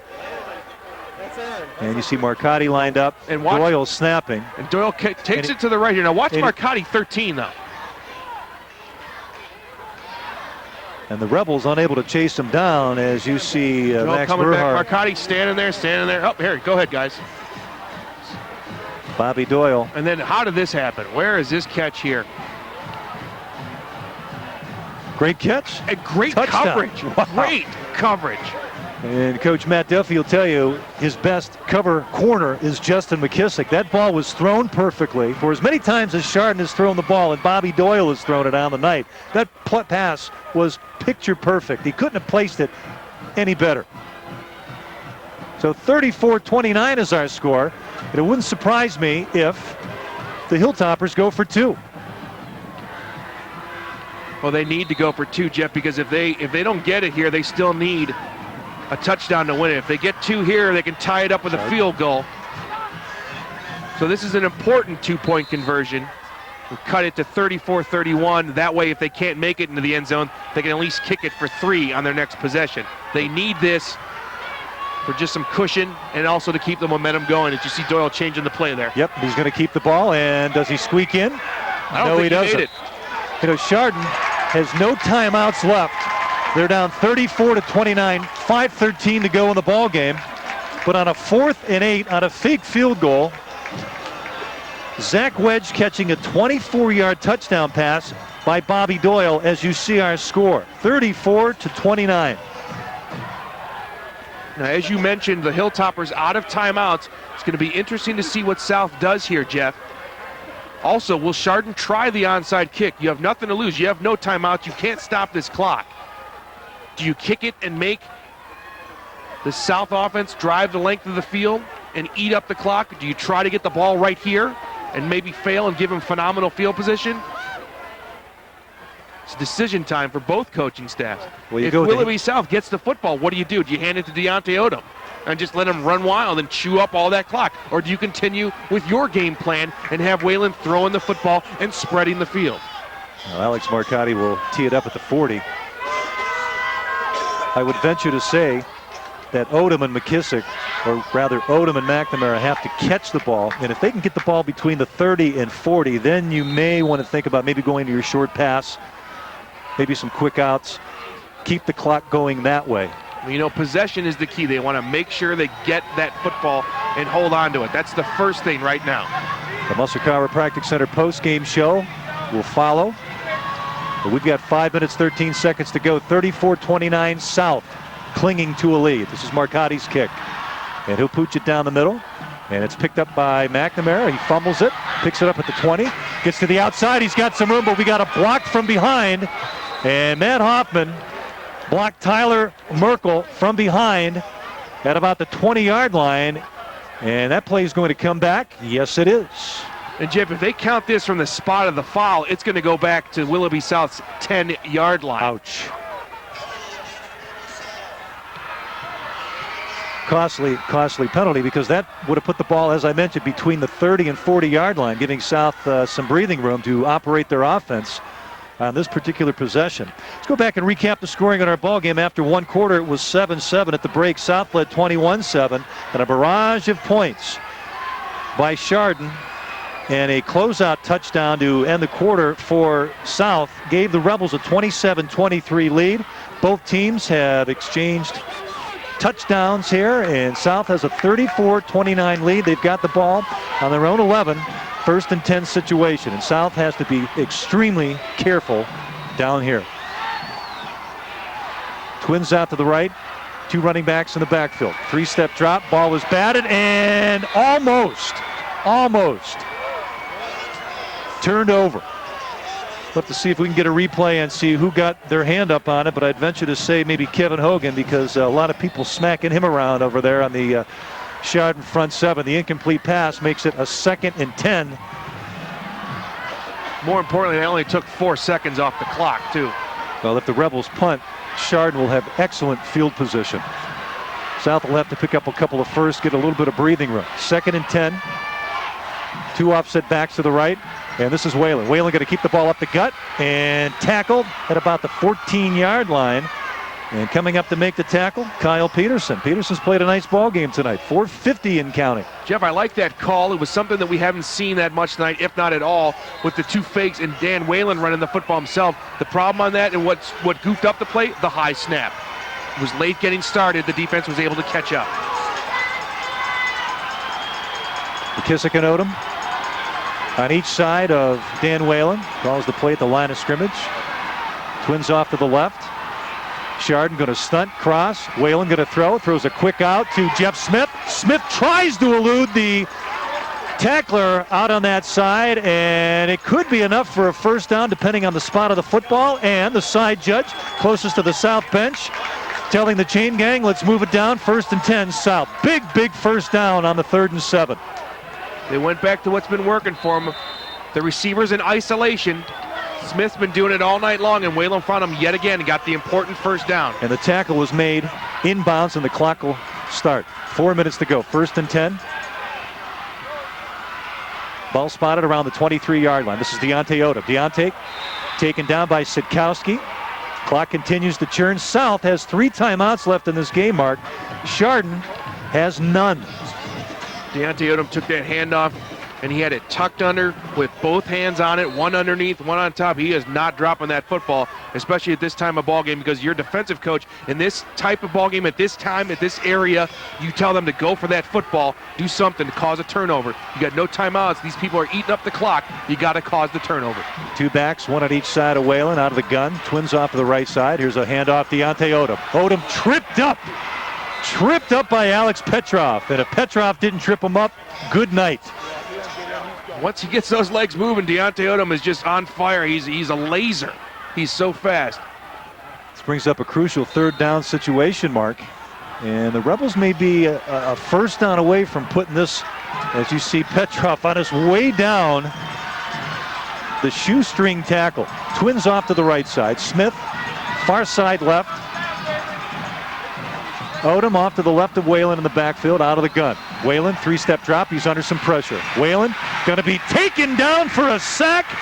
And Hogan coming in off that line of scrimmage, dropping Dan Whalen. Jeff, that's huge, because now South backed up back inside their 20 at their 15, which means they'll be punting from somewhere around their 5. Don't go anywhere yet. 2:30 and counting. South 34, Chardon 29. You're watching Comcast Scholastic Sports High School Football on Comcast Channel 22. We also want to welcome our viewers from the Geauga County area on GTV. Glad you could tune in. Take a look at where the receivers are lined up for this punt at South's 43-yard line. Well, you got Dan Dagg back, and you got Tyler Merkel, and good punt by Dan Whalen, and the ball goes out at the 49-yard line. So Chardon has 49 yards to go for a touchdown and a go-ahead score. And Jeff, that's where that missed 2-point conversion now looms large, because had they made that, Chardon would have to worry about gaining maybe 30, 35 yards to get themselves in field goal range and tie the football game. Now it's all or nothing. They have to go the full 50 to win it. Well, and you know it's going to be Bobby Doyle. Bobby Doyle out of the gun, running behind that big offensive line. And don't be surprised if he mixes in some passes. 1st and 10, ball spotted at the 49. This is Doyle. He's going to sprint out, going to look to throw. He's going to keep. Out of bounds. Inside the 45, maybe down to about the 44. So that option pass is a big concern for this South defense. Clock stopped with 1:59 to go. Jeff, right now the Rebels need to put their outside linebackers on those corners, seal them off. Don't let Bobby Doyle get near the sidelines. Force him to stay in the inside part of the field and keep the clock moving. Chardon 6-3 on the year. They're number 8 in the computer standings. They have to win this game to get in the playoffs. Option again. This is Doyle. Doyle going to keep it instead of run it, and the clock is going to continue to churn. And Doyle takes the ball for a 4-yard gain to about the 40-yard line. And the only way that clock is going to stop is on a first down when they reset the clock. And it's a 3rd and 1 situation. Ball spotted at the 41-yard line. Watch the QB sneak Doyle here. under center. He's looked for him to keep it. And we got movement. Nope, Doyle's going to keep it, go around the side. I thought we had movement, Mark, but no flag on the play. You know what? Even Bobby Doyle thought that there was movement, Jeff, because he kind of stopped before this play was run. And on the spot of the ball, Mark, I don't know if he's going to get the first down. And they've already flipped the dial down to 4.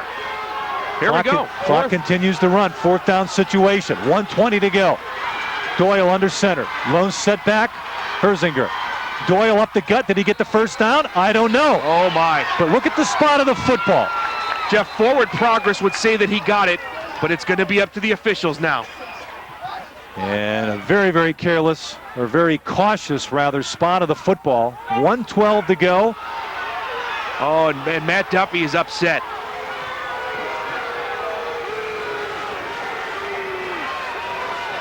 Jeff, I think the spot is accurate. The South fans don't like it. From what I saw of that play, I think this time it was an accurate spot, and they're going to measure it.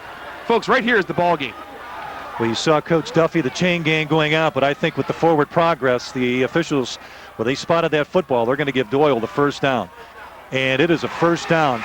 A fresh set of downs for the Chardon Hilltoppers with 1:12 to go. No timeouts left. The Rebels have all 3 of theirs. South fans don't like it, Jeff. I think it was an accurate spot. You see our score, 1st and 10. We're in the 4th quarter. Chardon down by 5. This game has lived up to all expectations. Chardon has to win this game to get into the Division II Region 5 playoffs. Doyle out of the gun. And you know he's going to keep the ball. There's the pass, and it is picked off! That pass is picked off, and picked off by number 22, Torrey Bogan. And all the Rebels need to do, take a knee, and they will be Premier Athletic Conference champions for the 2nd consecutive year. What a play by Bogan. Doyle was looking for Matt Tierney on a quick slant, Jeff. Doyle threw the ball, but Tierney didn't slant. A little bit of misdirection, you know, as we were talking, everybody expected Bobby Doyle to take this football. Well, Bobby Doyle started to run, stopped, and threw the ball, and it would have been a great play, but the receiver was not there.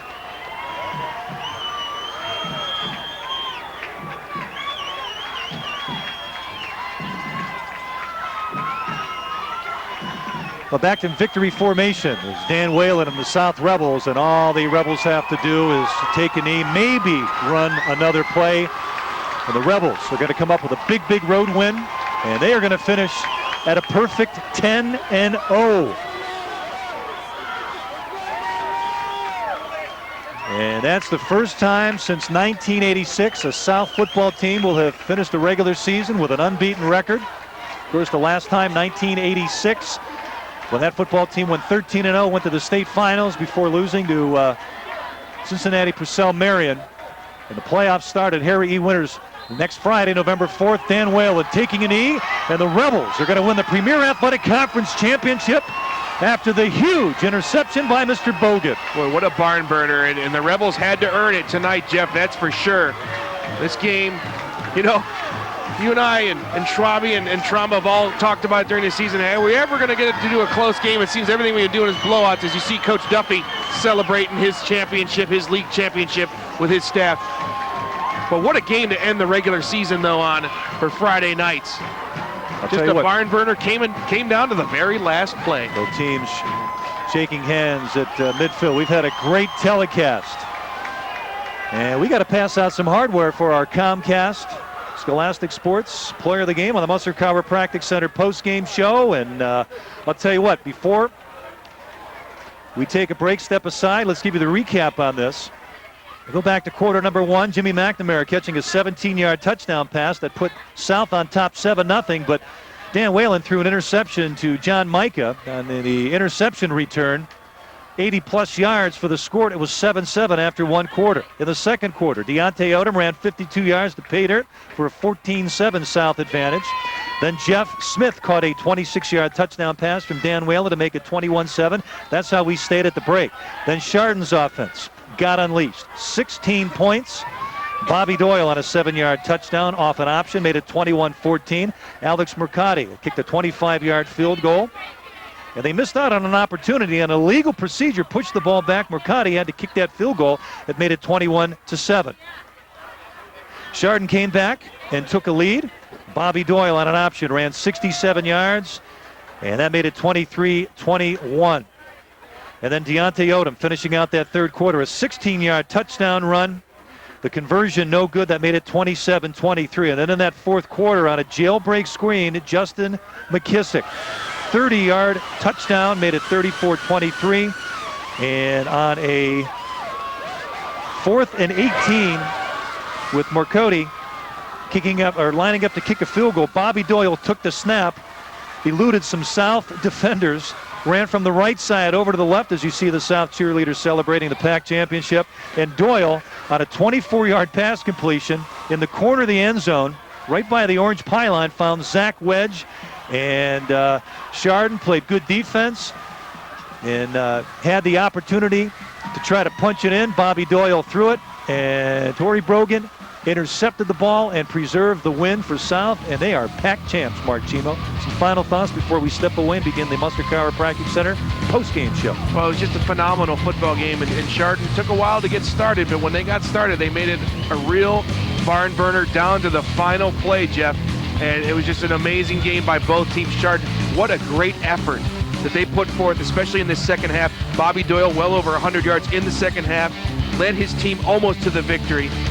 South able to hold on. Jeff, going into the playoffs now, South with the momentum here with the big win tonight. But you know what? After what I saw tonight, they got a couple of things to work on. I don't think that Matt Duffy didn't notice that either. I'm sure he's going to be riding his players hard in practice this week because now it's a brand new season. Everybody is 0-0. Okay, the Muster Chiropractic Center postgame show will start right after this timeout. You see the score. South, Premier Athletic Conference champions, second year in a row. We'll be right back with the Muster Chiropractic Center postgame show right after this timeout.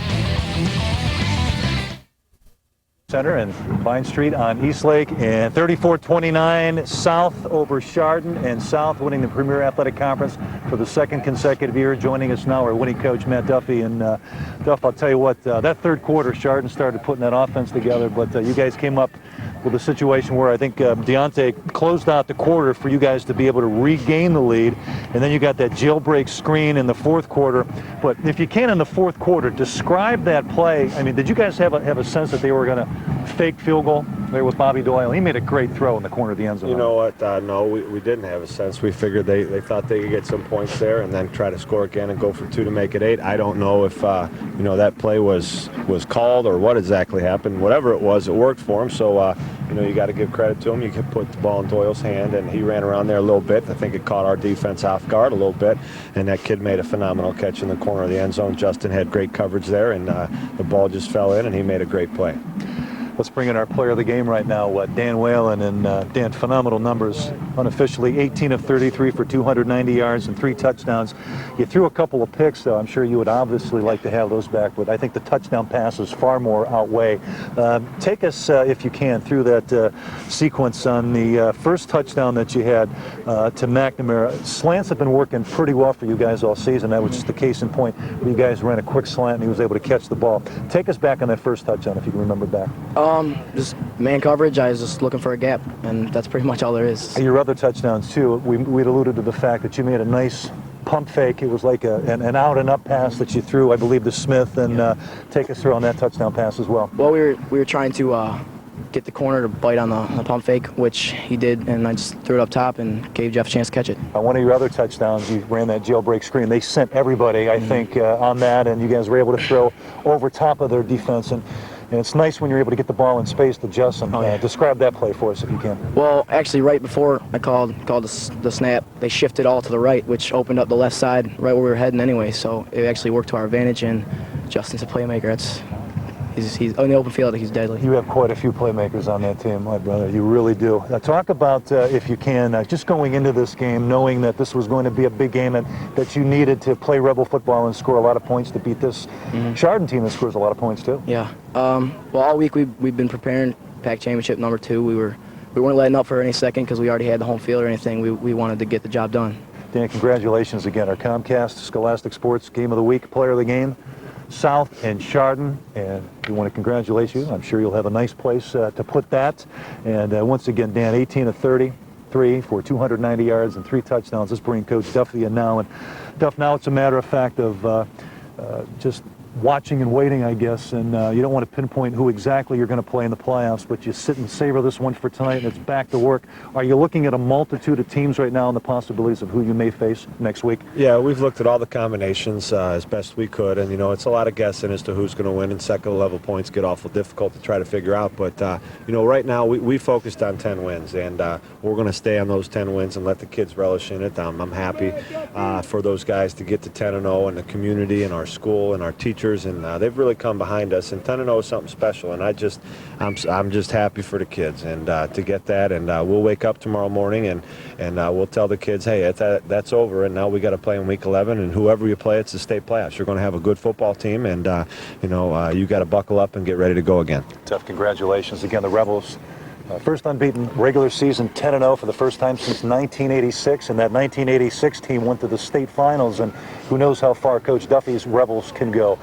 And we want to congratulate his players and also his staff on a job well done. Speaking of next week, week 11, we will have high school playoff football for you, Comcast and Scholastic Sports. We will on Friday, November 4th. But our second game of our doubleheader pits Notre Dame Cathedral Latin and the Lake Catholic Cougars on Saturday, October 29th. We will have that game for you. But playoff football next week on Comcast Channel 22. We'd also like to remind you that Comcast High School Football Monday night will be on Halloween night, October 31st, on a Monday. It is a special playoff preview.